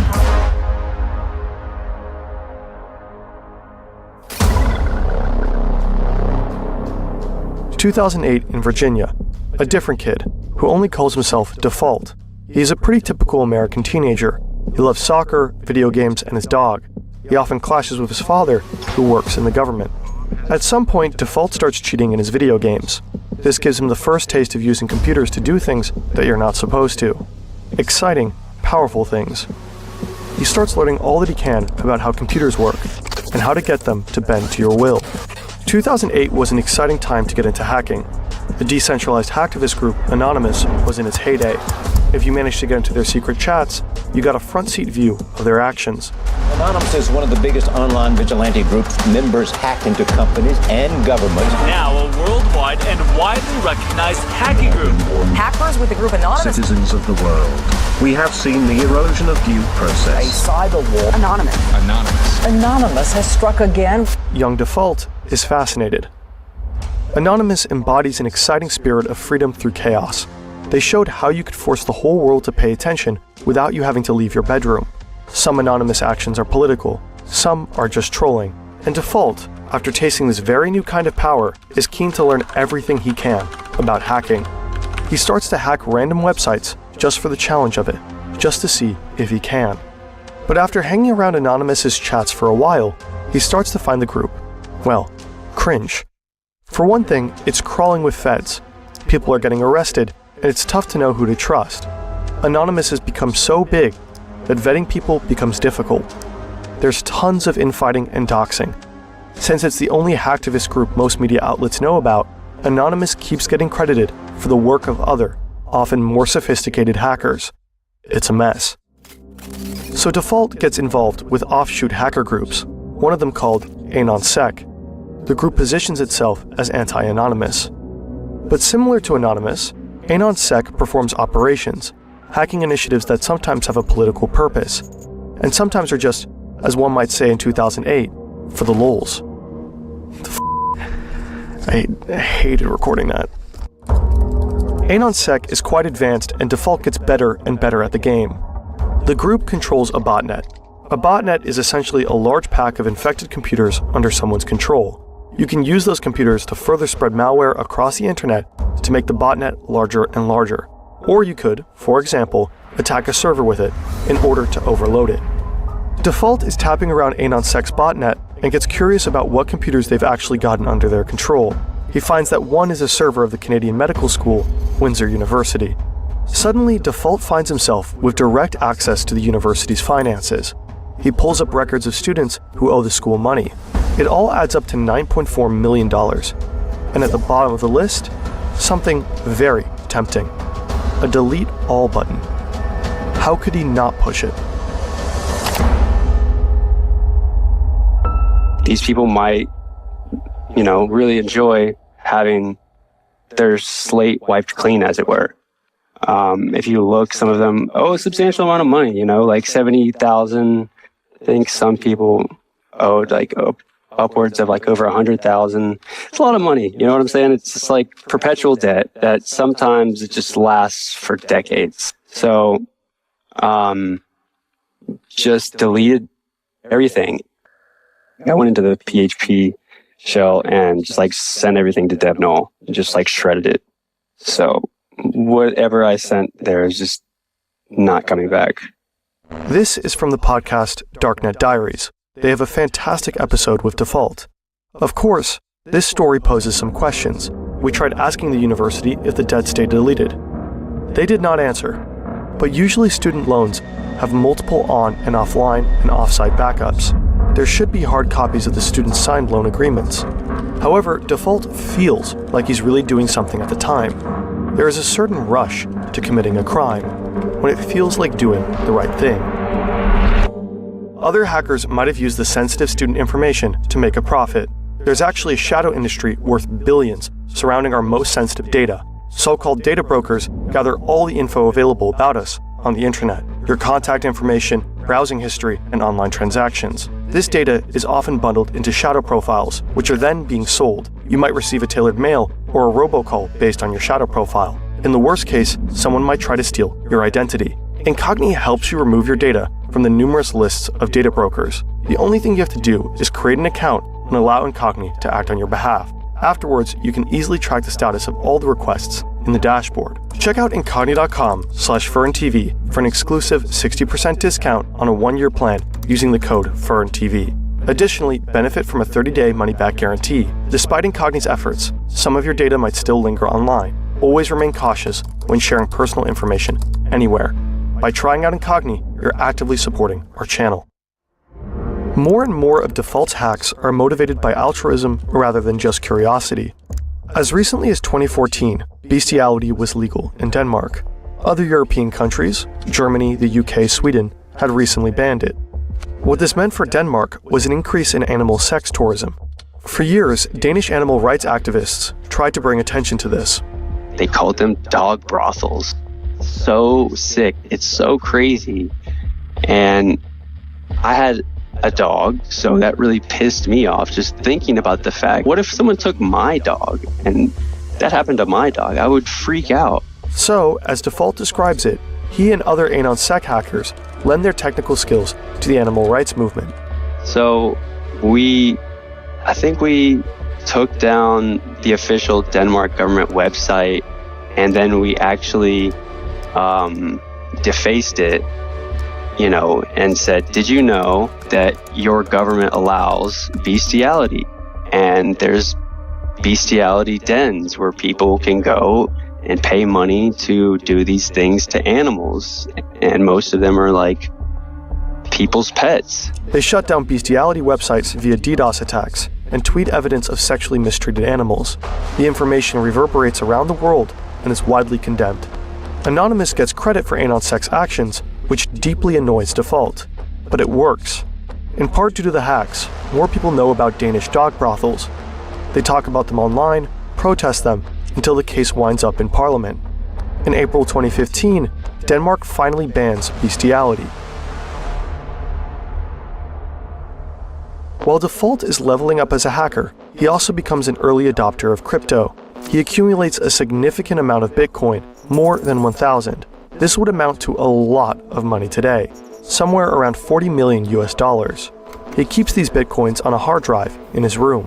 He also knows he's making powerful enemies, so he gets a bit paranoid, a bit fanatical with his OPSEC.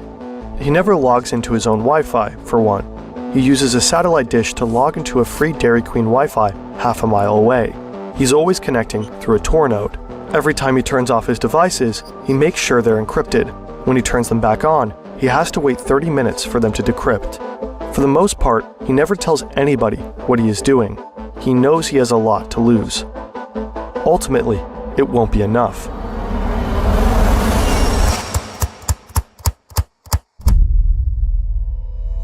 Back in May 2013, a 29-year-old US intelligence contractor also has a lot to lose. He has his own home in Honolulu, a loving girlfriend, and a salary of over $200,000 per year. But he's discovered a huge secret, and it's too big to keep. The US government has the ability to spy on pretty much any man, woman, child on Earth who has come into contact with a computer. And this contractor, unwittingly, has helped make that technology possible. He's haunted by this information and horrified that his government is violating its public civil rights so egregiously. He knows that revealing this information to anyone, a lawyer, a judge, or even Congress, would be committing felonies so severe that he would spend a lifetime in prison. He's worried he'll never see his family again, and he doesn't know what consequences they'll encounter if he blows the whistle. But he has to do it. He's been quietly collecting evidence of this secret for a while, and he's just downloaded the last documents. He tells his employer, the US government, that he needs a couple of weeks off to manage his epilepsy. This buys him a bit of time to leave the country without arousing suspicion. He chooses Hong Kong because he views it as a bastion of free speech. He believes it's one of the few places in the world that could and would protect him from the wrath of the US government. There he meets journalists Laura Poitras and Glenn Greenwald and delivers evidence of what used to be waved off as a conspiracy theory. And so Edward Snowden becomes one of the most important whistleblowers of our modern time. Snowden's revelations scandalize the world and spark a long overdue debate about individual privacy versus national security. He inspires many young Americans like Default to take a good hard look at how their government functions. Default doesn't want to sit around and let surveillance happen to him. He wants high-ranking intelligence officials to know what it feels like to be spied upon, to have their private information stored and distributed, and to have it used against them. This is when he teams up with the Crackers with Attitude, founded by Cracker, the kid who's always high.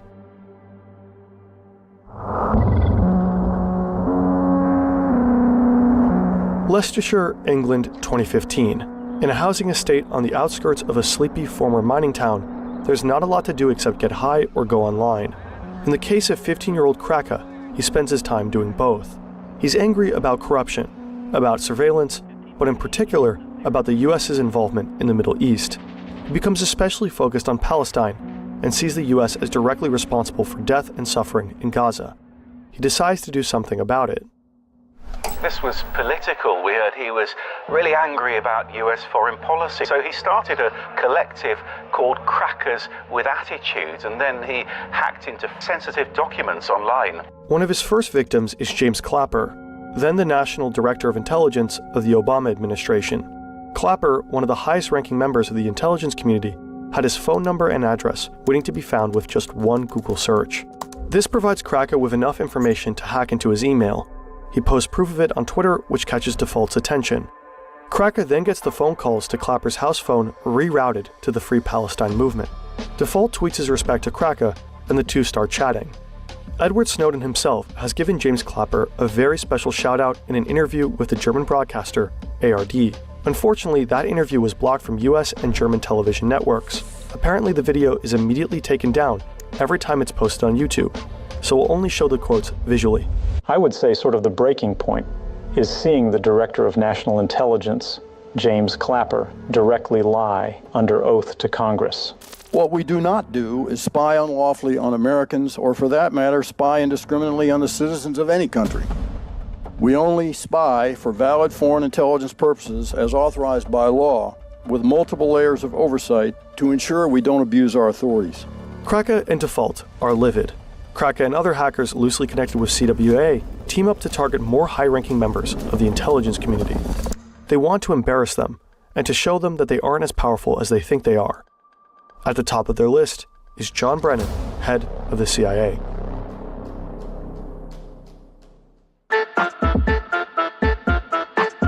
Brennan, like Clapper, has enough information online that he basically doxes himself.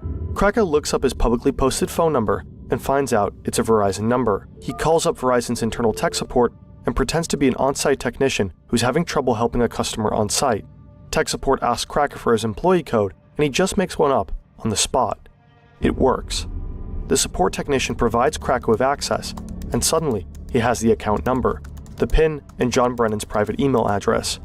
If you have just enough information on someone, pieced together from different sources, say their address and last 4 digits of their social security number, you can easily change the passwords on all kinds of accounts and take it over. And that's exactly what Kracker does with Brennan's AOL account. Once he's in the email account, Kracker gets Brennan's private cell number and shares it with Default. And so they start spam calling the director of the CIA, relentlessly calling him and his family. I told him he was a piece of shit. Basically, like, y'all are awful people. Like, really. Like, you're not doing any net positive things for the world. You're just not. John Brennan is freaked out. Sure, the calls are little more than a prank, but how could he know that? At the time, nobody knew who was behind the calls, or what their intentions were. Brennan has to lay low for a while in hiding, with extra security details for himself and his family. At the same time, Kracker's breach into Brennan's email gives him access to sensitive documents. Kracker first posts screenshots on Twitter, but then, egged on by Default, and maybe asking himself, what would Snowden do, he decides to hit up WikiLeaks. Julian Assange himself takes interest. He publishes the documents in October 2015. They include Brennan's 47-page SF-86 application, a sensitive form required for obtaining top-secret government security clearance. The form reveals his criminal history, psychological records, past drug abuse, and other details nobody would want about themselves online. Not only that, from Brennan's emails, WikiLeaks publishes Bush-era recommendations for how the presidency should operate in the Middle East. There is also an internal congressional correspondence from the Senate Select Committee on Intelligence that offered suggestions on how to make future interrogation methods, also known as torture, compliant and legal. The breach cost the agency $1.5 million in damages and relocation costs, as several operatives went into hiding before they knew that there was basically no threat level. Above all, it was widely embarrassing. Hacking into Brennan's email was laughably easy. This is true, and it's true that you guys have actually broken into his private email account. How difficult would you say it is? You mean out of 10? Sure, out of 10. 1. 1.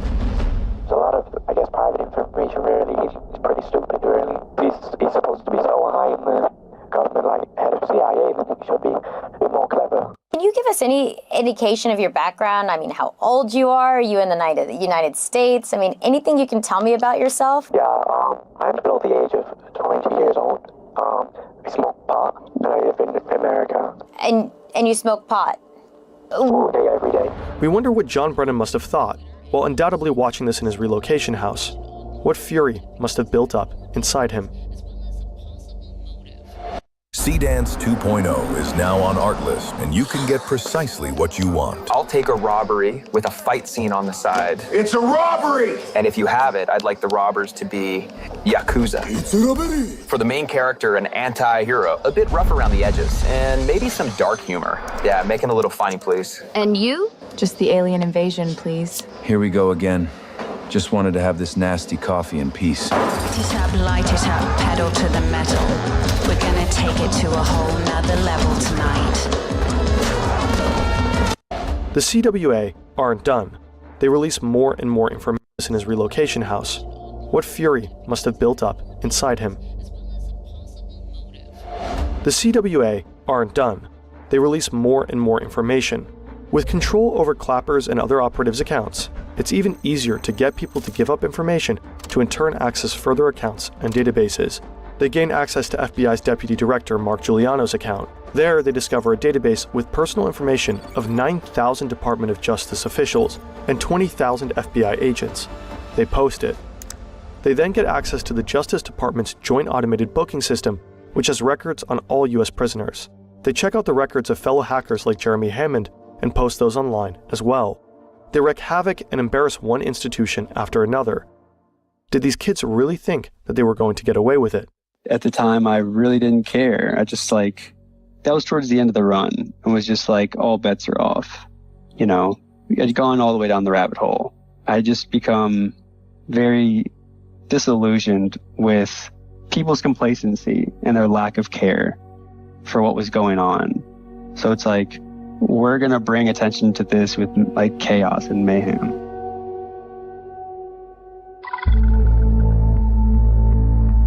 Kraka knows his actions have poked a very big bear. He knows there will be consequences. He just doesn't know what they'll exactly be. I'm going to go to Russia and chill with Snowden, because I know that the government are pretty mad about this. I'm probably going to get tortured. I'm actually a pretty fast runner. Default is paranoid the whole time, constantly worried about his OPSEC. But he let his guard down. Default became involved with an ex-girlfriend of one of his friends. According to him, he asked his friend in advance if it's okay with him. The friend says, sure, go for it. He's way over it. But he isn't. Default and his friend are hanging out one night, drinking and chatting over Xbox Live. I slip up for the first time ever, being arrogant and cocky. It comes on the news, CIA director hacked, blah, blah, blah, all this stuff. And I'm like, yeah, that was us, blah, blah. I was like drunk talking and just totally like gave myself away. He never thought his friend would do anything with that information. Hell, he didn't even think his friend would necessarily believe him. But today, Default is pretty sure this friend turned him in. When the FBI raids you, they don't knock politely.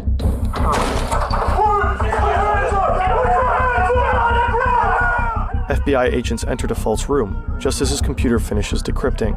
They are pointing assault rifles in his face.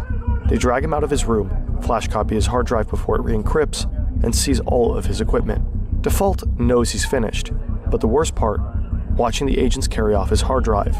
The hard drive with nearly 1,000 Bitcoin. He blacks out.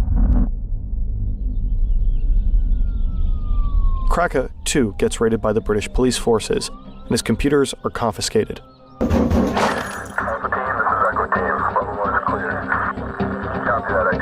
One other CWA member gets arrested in the US, and 3 more in the UK. Since Kraka was underage and in the United Kingdom, he got a lenient sentence. He spent 2 years in a juvenile detention center. He was the first minor in the UK to be imprisoned for hacking. Today, he's keeping his head down and is done with crime. He just wants to make a career in cybersecurity and move on with his life. He did not want to give us an interview. Default, even though he was less involved, paid a much higher price.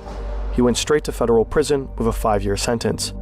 He had to pay $145,000 in restitution, and due to COVID regulations, spent a significant amount of that time in solitary confinement. While pleading in court, he said, "I thought what I was doing was right in terms of political justice, but 2 years later, I realized I was completely wrong." Snowden, too, didn't have a relaxed time fighting asylum in Russia. Shortly after his leak, intelligence officials publicly fantasized about killing him. Whether you're a principled whistleblower who truly understands the significance of what you're leaking, or a stone teen furious at the world's injustices, messing with the US government will change the course of your life forever. So make sure it's worth it. In December 2023, the Biden administration renewed a very controversial surveillance program. The act allows the administration to spy on anyone in the world without warrant, including its own citizens. It includes a vast database of electronic communications. It's supposed to be accessed only when there's a legitimate reason to believe it will assist intelligence operations. But a US court ruling in 2023 found that the FBI has already misused this database 278,000 times. Unlawful searches were particularly rampant between 2016 and 2020. They've snooped in the private communications of donors to various congressional candidates. They've been watching suspected January 6 rioters, and they've also been surveilling Black Lives Matter protesters. Maybe they're even surveilling us. This is the story of the hunt for the world's most dangerous hackers.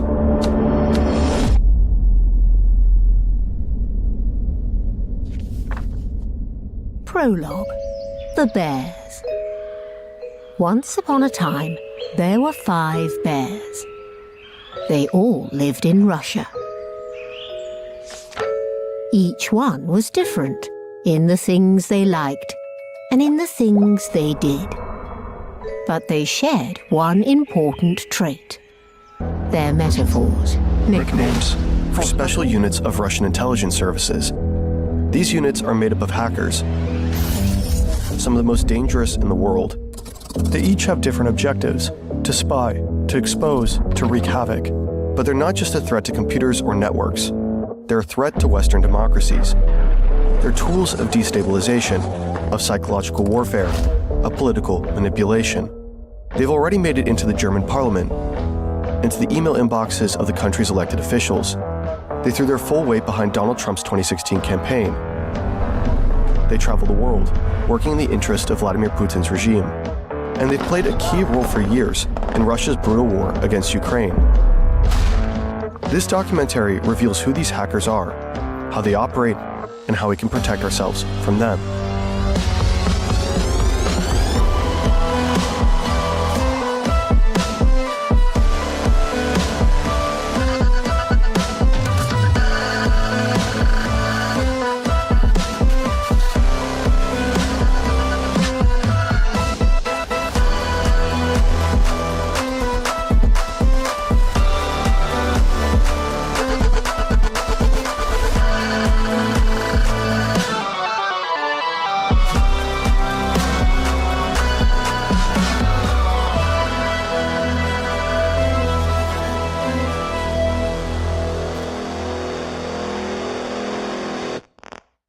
This documentary is largely based on a fantastic German-speaking podcast, Der Mann in Merkel's Rechner, by German investigative journalists Hakan Tanriverdi and Florian Fada. Link is in the description. Chapter 1. The Email. This story begins with that little line above the E, and with Claudia Heidt. She was working in Berlin back then as an assistant to a member of the Bundestag, the German national parliament. Her office is beautiful, in the center of Berlin. It's May 8th, 2015, a warm Friday in spring. The weekend is just around the corner. She's trying to write an email to a colleague named Renee. The accent Aigu doesn't work. Strange. She tries all the usual, opening and closing Word, rebooting her PC. Nothing fixes the issue. The Bundestag has its own internal service hotline for that kind of thing, 117. She tells the IT guys that she thinks her PC got infected with some kind of malware, perhaps a Trojan. But they don't take her seriously. At this point, no one realizes how serious the situation really is. There really was a Trojan on Claudia's computer. She'd been hacked. But it wasn't just her device. While she's still on the phone with 117, hackers are already deep inside the Bundestag systems.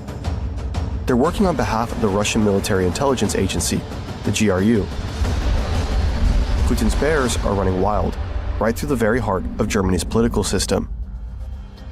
If all this happened today, Claudia could have just asked an AI assistant, probably way more helpful than that service hotline.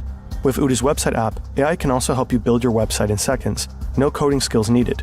Just 4 easy steps. Define the type of website, industry, and goals. AI generates images and text tailored to your needs. Choose a color palette or upload your logo. Add pages and features. Choose a theme you like. Then make it yours with simple drag and drop. With ChatGPT built in Udo, the perfect text is generated for you. Or just ask AI to rewrite your copy for you. Need a multilingual website with Japanese translation, done in just a few clicks. It's fast, intuitive, and designed to make the experience smooth and effortless. Let Udo's built-in AI handle the busy work so you can focus on the big picture.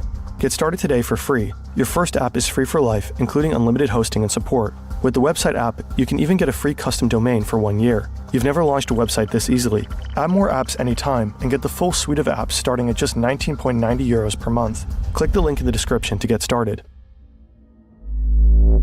8 days earlier, on April 30th, 2015, dozens of MPs and their staffs received an email. It looked official, as if it came from the United Nations. The subject line referenced Ukraine and its economic situation. It's just a year after the annexation of Crimea, Russia's first military incursion into Ukraine. The military operation is now underway in eastern Ukraine. The capital, Kyiv, and other Ukrainian cities have been hit by air and missile strikes over the past several hours. The situation in Ukraine was already a red-hot political issue.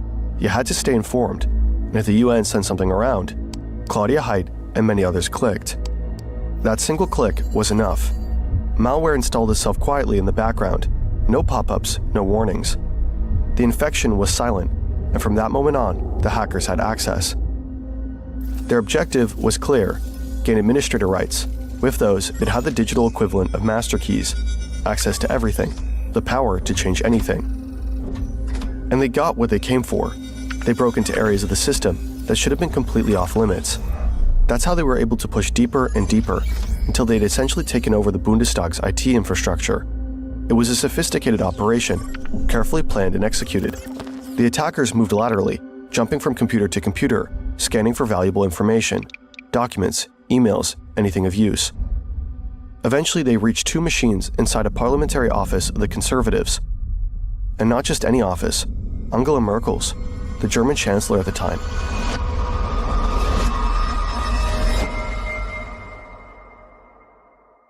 The Bundestag hack is one of the most serious cyber attacks in German history.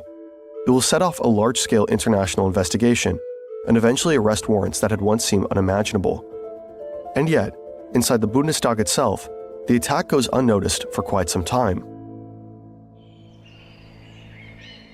Back to that Friday afternoon call with 117. Claudia is frustrated with how unhelpful the first hotline call had been, so she does what most people do in that situation. She calls again, hoping the next person might actually understand what's going on.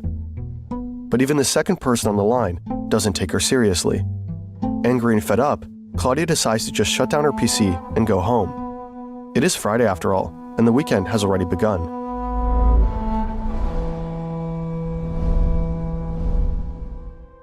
On Monday morning, an IT staffer remotely logs into Claudia's machine and reinstalls Word, which, of course, doesn't fix anything. By the afternoon, someone finally comes in person, but even they don't catch that there's a Trojan on Claudia's PC. By this point, the hackers have already been inside the system for at least 2 weeks. And still, almost no one realizes that this might actually be a cyber attack.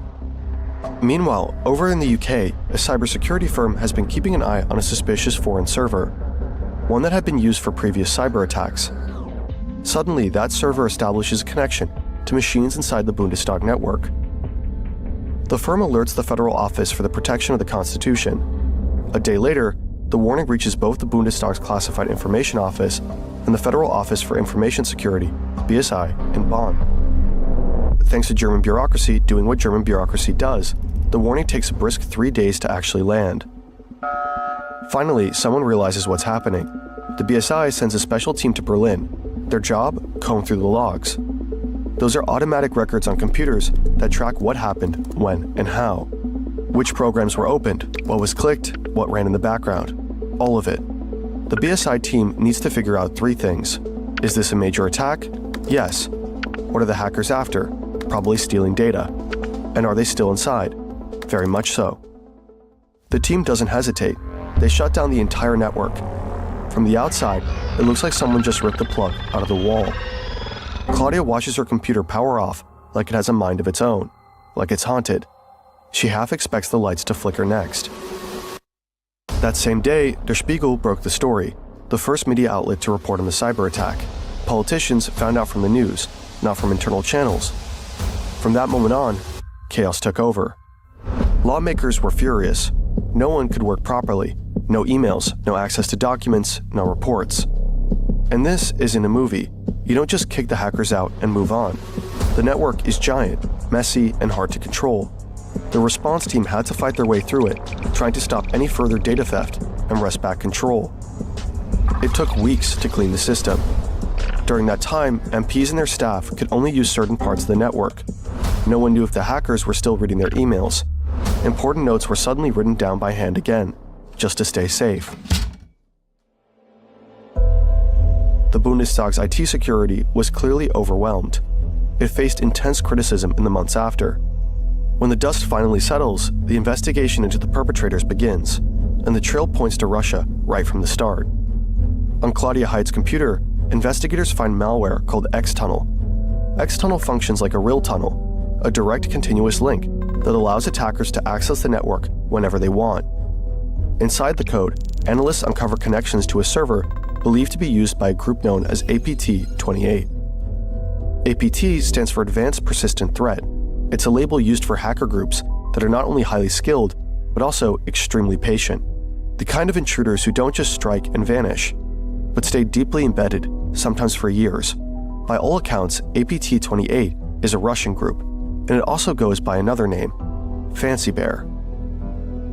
Fancy Bear operates under the GRU, Russia's military intelligence service. The group is notorious. This is where they work, in what's known as the Aquarium, in Moscow. No one knows who they really are. No names, no faces, not even how many of them exist. But one thing is clear. They do whatever it takes. They'll stop at nothing, not even the computer of the sitting German chancellor. Ironically, it's there, in that highly sensitive office, where one of the hackers slips up. They managed to break into a computer in Angela Merkel's outer office, her personal machine, her inbox. It's exactly what they were after. To extract the emails, one of the hackers writes a custom program. The tool is designed to copy her Outlook inbox and send that copy to a server they control. The program is called vsc.exe. But there's a problem. While coding, the hackers make a mistake. To locate and extract the files, vsc.exe needs to follow a specific file path, and that path includes the words Abgeordnetenbüro. But the program doesn't recognize the German U. Instead, the character shows up as a garbled symbol, a question mark followed by RO, so the program can't find the folder. For a moment, the entire operation stumbles over the quirks of the German language. Realizing the attack might be exposed at any moment, the hackers panic a little. Under pressure, they decide to rewrite the code. This time, they tell the program, expect German, expect that U.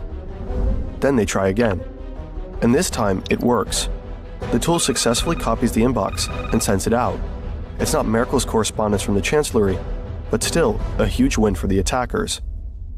But the hackers messed up. Maybe from the rush, maybe out of nervousness. In the code of the program, investigators later discover a critical detail. The hacker forgot to delete the name of the computer he was working on. The path reads C users Scaramouche. Scaramouche is a clown-like character from Italian theater.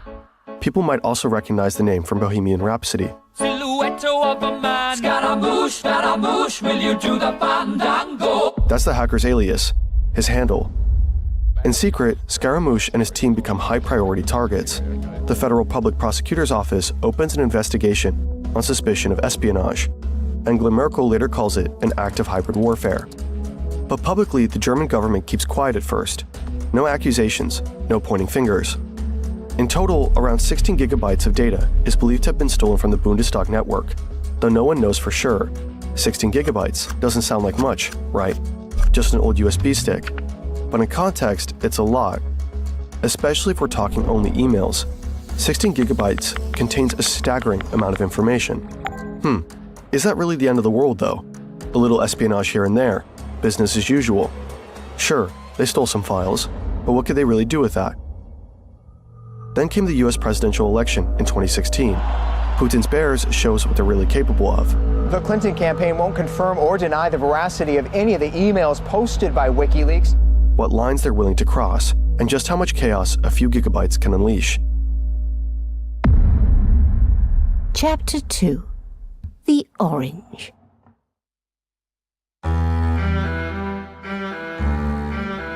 In mid-2015, Donald Trump announces his candidacy. At first, no one really takes him seriously. But because he's so different, so unfiltered, saying things no one else would dare, the media can't stop talking about him. And Mexico will pay for the wall. I could stand in the middle of Fifth Avenue and shoot somebody and I wouldn't lose any voters, okay? One outrageous statement after the next dominates the headlines. ISIS is honoring President Obama. He is the founder of ISIS. He's the founder of ISIS. There's public outrage, disbelief, and widespread support for him. I don't know what I said. I don't remember.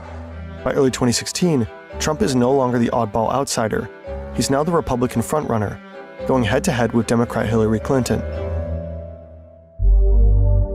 Half a world away, in the Kremlin, Vladimir Putin is watching closely. He doesn't like Hillary Clinton, not one bit. The two have history. Back in 2011, Clinton was the US Secretary of State when Russia held national elections. She publicly questioned whether the vote had been rigged, and massive protests followed across the country. Putin accused the US of stirring up those demonstrations. He never forgave her for that.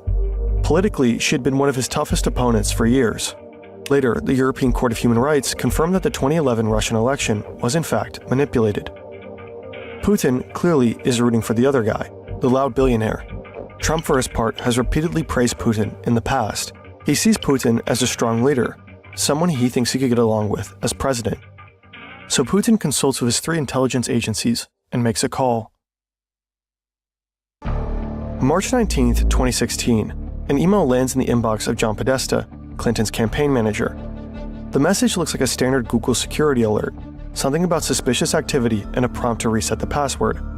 But Podesta double-checks with an IT staffer at the DNC to be sure.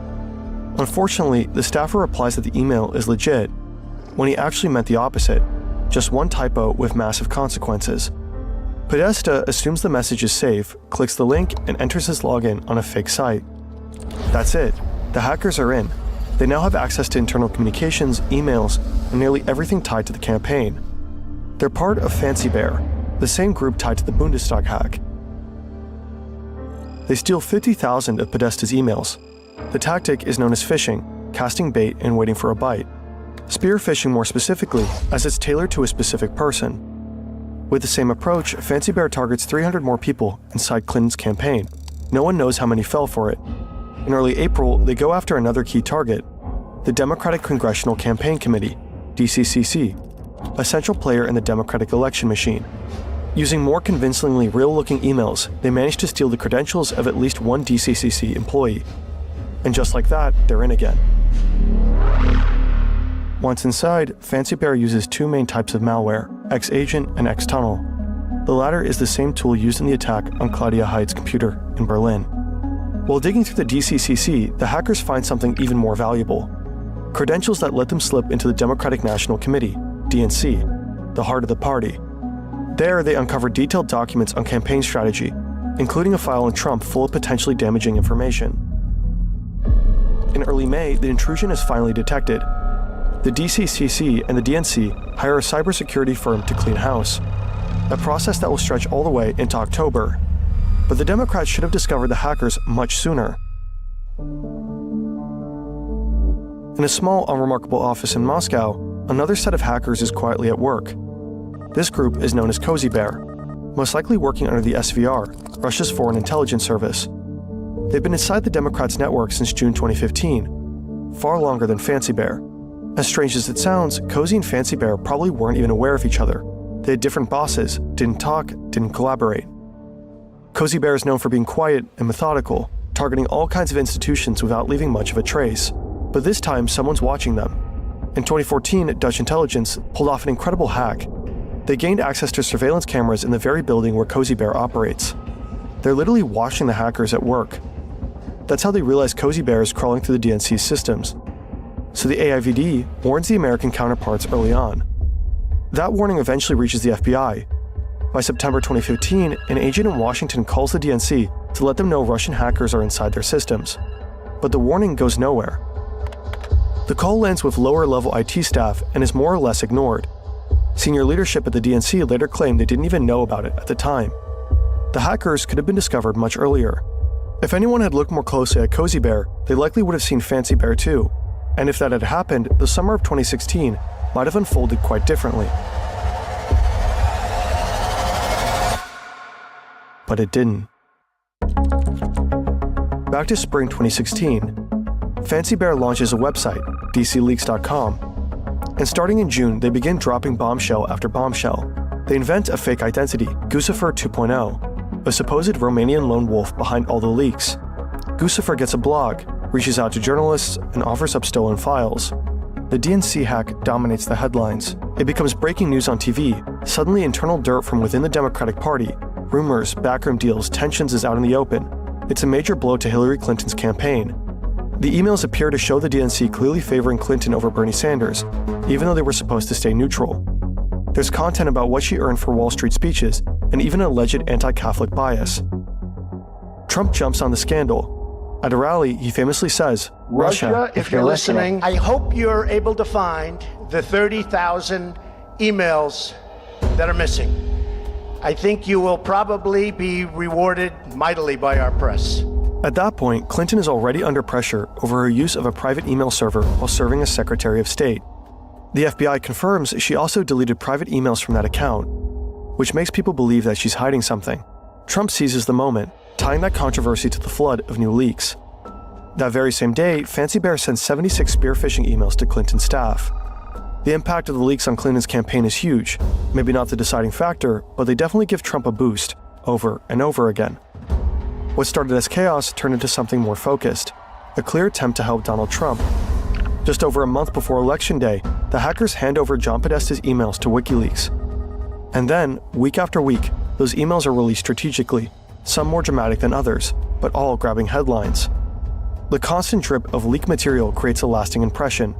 Something shady is going on inside the Democratic Party. Clinton loses momentum.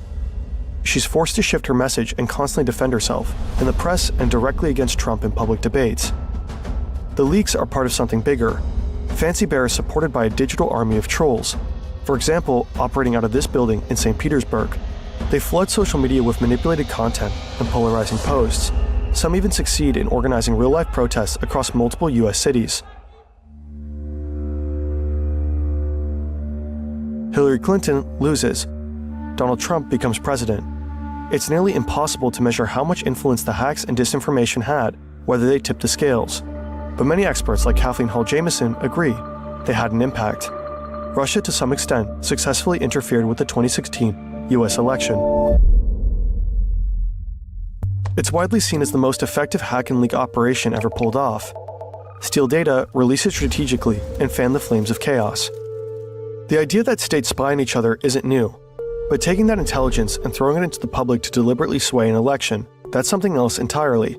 If hackers can get their hands on internal data, release it at the perfect moment, and shape public opinion, what does that mean for the future of democracy?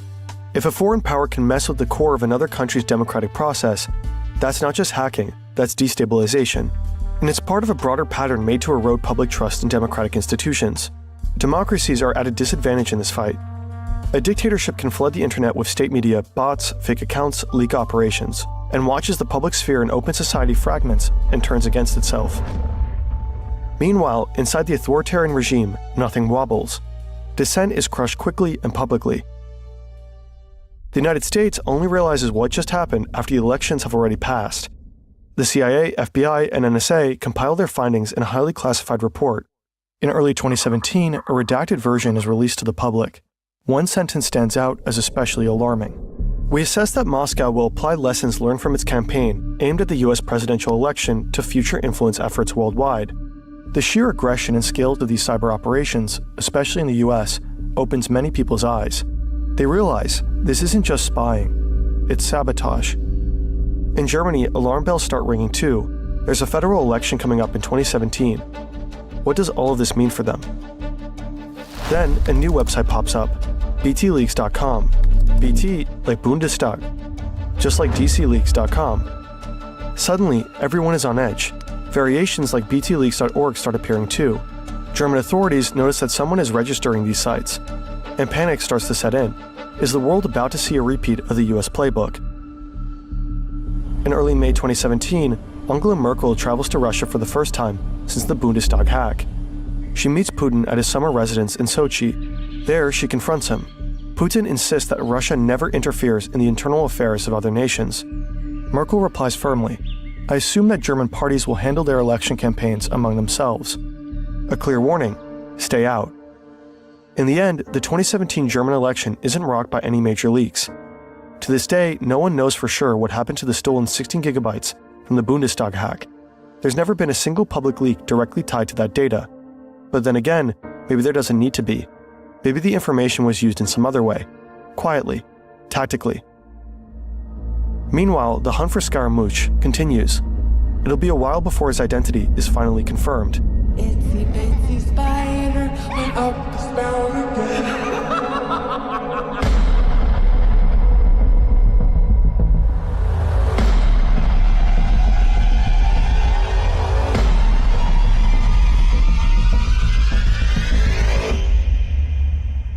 Some of his colleagues aren't so lucky.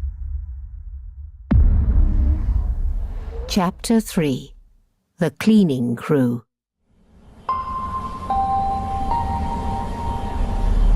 April 10th, 2018. A passenger plane from Moscow lands at Schiphol Airport in the Netherlands. Among the passengers, 4 Russian men. They look like typical business travelers. Alexei Minin, and Oleg Sotnikov, both in their 40s, seemed cheerful. Behind them walked two younger men, Yevgeny Sebryakov and Alexei Morenits. According to their passports, they're diplomats. A sharply dressed man from the Russian embassy meets them in arrivals and escorts them out of the airport. But they aren't here on official duty. They're part of a special unit, trained to carry out covert foreign operations. Minyan and Sotnikov handle reconnaissance. Serebyakov and Morenits are the hackers. They rent a small car and drive to The Hague. They stop at an electronics store to buy a heavy-duty 12-volt battery and a charger, then check into a hotel. The next day, Minyan heads to OPCW, the Organization for the Prohibition of Chemical Weapons. That's an international body that investigates chemical weapons use and checks compliance with global conventions. The OPCW has just finalized its report on a high-profile case. Sergei Skripal and his daughter Yulia were found unconscious on a bench in Salisbury, UK, after being poisoned with Novichok, a nerve agent developed in Russia. The OPCW report confirms the British findings. Minnan scouts the site.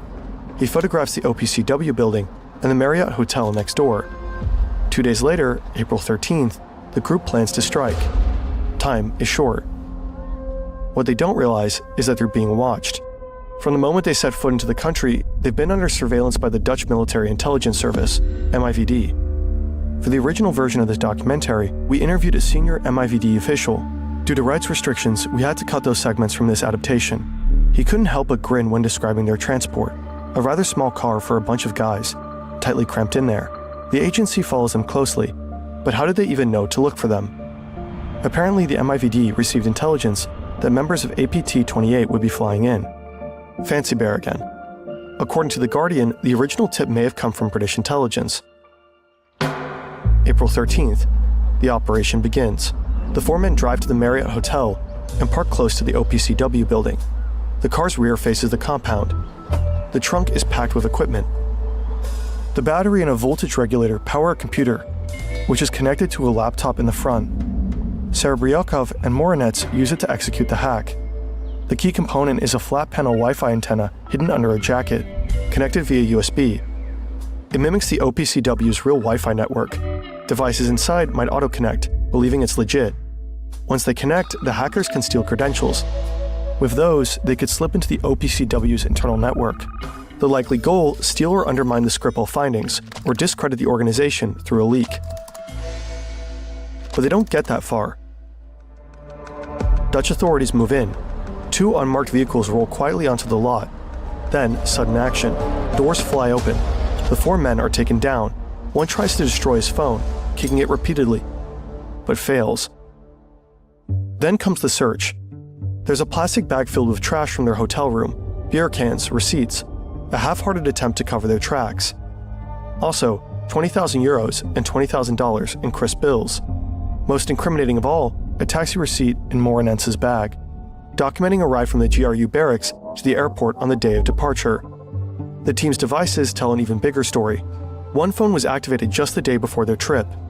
Its first signal pinged a tower right next to the GRU headquarters. The laptops reveal a broader mission trail.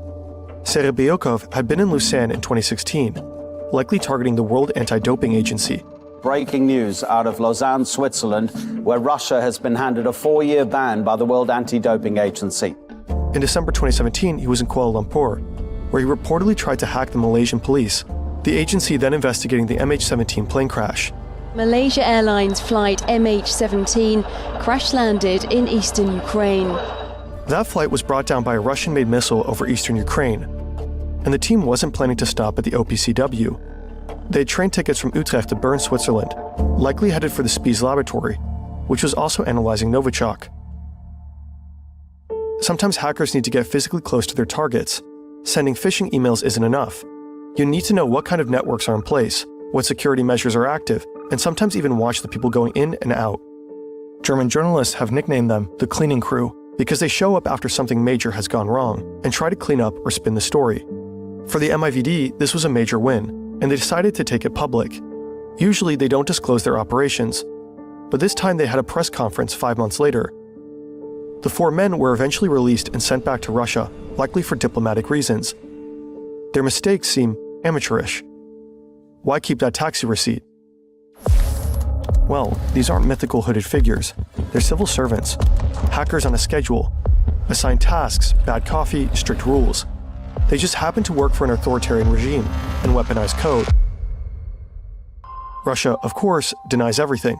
The men were supposedly just on a routine trip. Of course, nothing screams routine like a flat panel antenna in the trunk.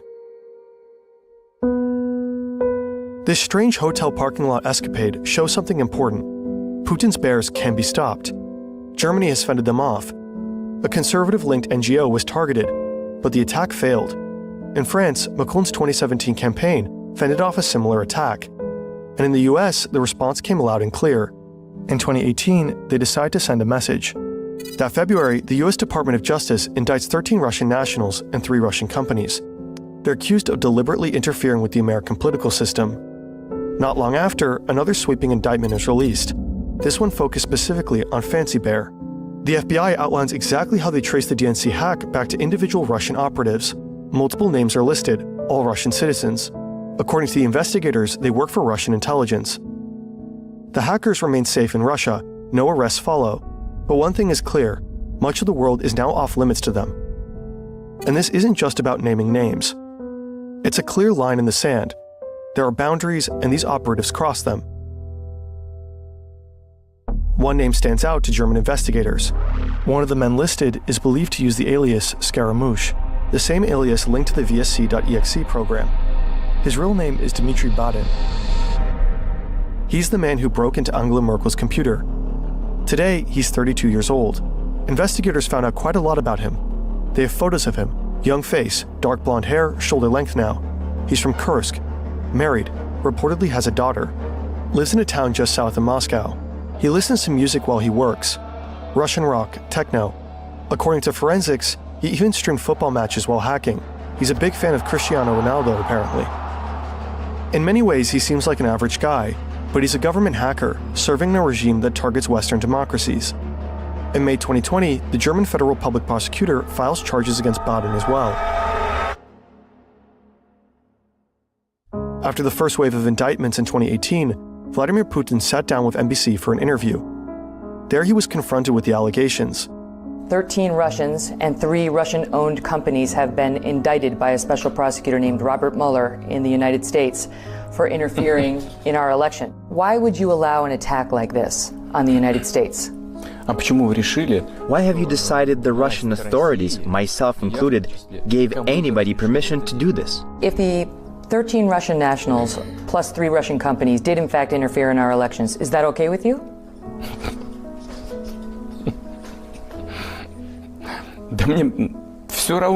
I don't care. I couldn't care less. Putin's bears were never captured. Their operations weren't dismantled. This isn't a story with a clean, satisfying ending. Quite the opposite. Chapter 4. The Satellite.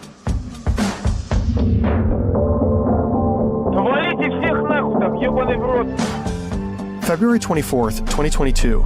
A cold night in Moscow. The day has barely begun.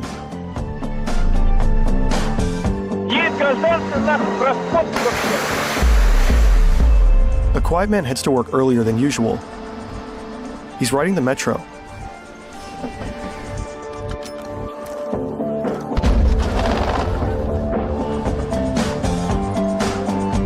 At Polydor station, he gets off. From there, it's a 10-minute walk.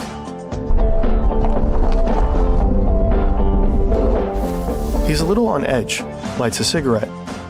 He works for the GRU, in the aquarium. He's part of Unit 74455, better known abroad as Sandworm or Voodoo Bear. At his desk, he pulls up a chair. Time to go to work.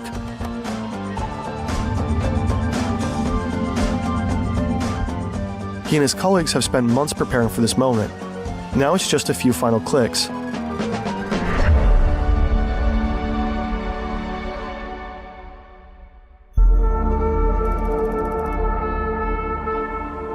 Meanwhile, in Austin, Texas, it's still February 23rd. A senior executive at Viasat, a satellite internet provider, is just settling into his evening. Viasat's tech is known for being dependable, especially in remote areas.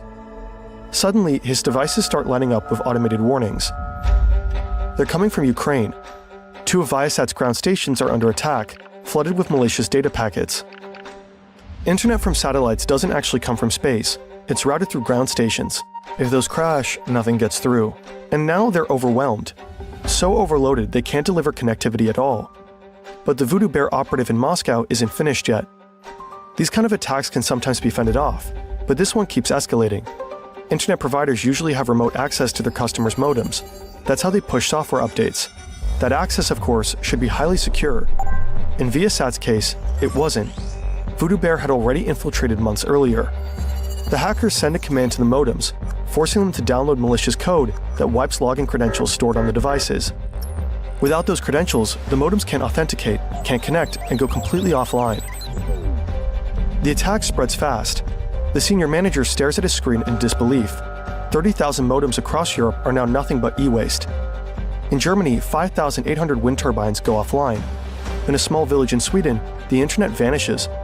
And in Ukraine, Viasat's biggest customer is the military. Suddenly, across army installations, there's tension. The communication infrastructure is being hit. Right as reports flood in from the borders, Russian troops and armored vehicles are pouring in. The invasion, long looming like fog, has begun. Ukraine is hit from 3 directions. Missile strikes, commands are shouted. And amid the chaos, a terrifying thought spreads.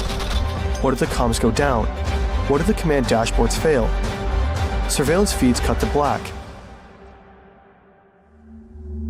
The Viasat attack was a highly effective cyber strike, perfectly timed with the invasion. But for Ukraine, it wasn't a new experience. Ukraine has been in Russia's cyber crosshairs for years, not just since the invasion in 2022, but dating back to 2014, after the annexation of Crimea. That year, Russia tried to hack Ukraine's elections. In 2015 and 2016, Voodoo Bear took down parts of the country's power grid, each time for hours. In 2022, they tried again. This time, they failed. Russia often tests tactics like election interference in Ukraine before deploying them elsewhere. That's why Ukraine is sometimes called Russia's cyber test battlefield. The war has now been raging for over 3 years, and all of Putin's bears are involved. They attack government systems and major companies. They spy, they leak. They fuel disinformation campaigns. But Ukraine, it seems, is defending itself formidably, not just on the ground, but also in cyberspace. And they're not alone. Today, the country is supported by several leading Western cybersecurity firms.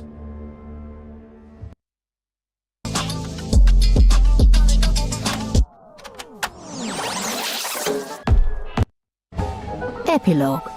Trains. But Ukraine, it seems, is defending itself formidably, not just on the ground, but also in cyberspace.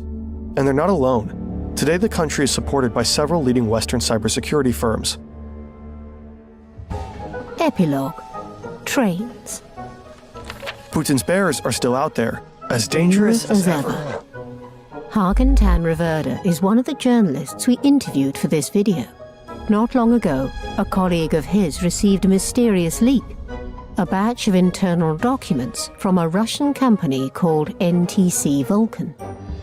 It supplies Russian intelligence services and the military with cyber weapons of all kinds, and their internal documents are chilling.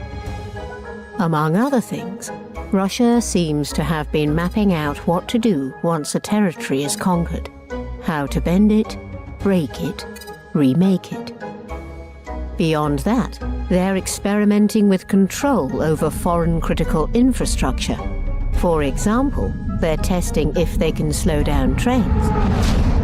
And if you can slow down a train, well, then you can speed it up too. One thing is certain. We haven't heard the last of the bears, not by a long shot. And in the years ahead, we'll have to stay alert, learn to spot their traps, their tricks, their carefully laid bait. Because once they're inside, it rarely ends well.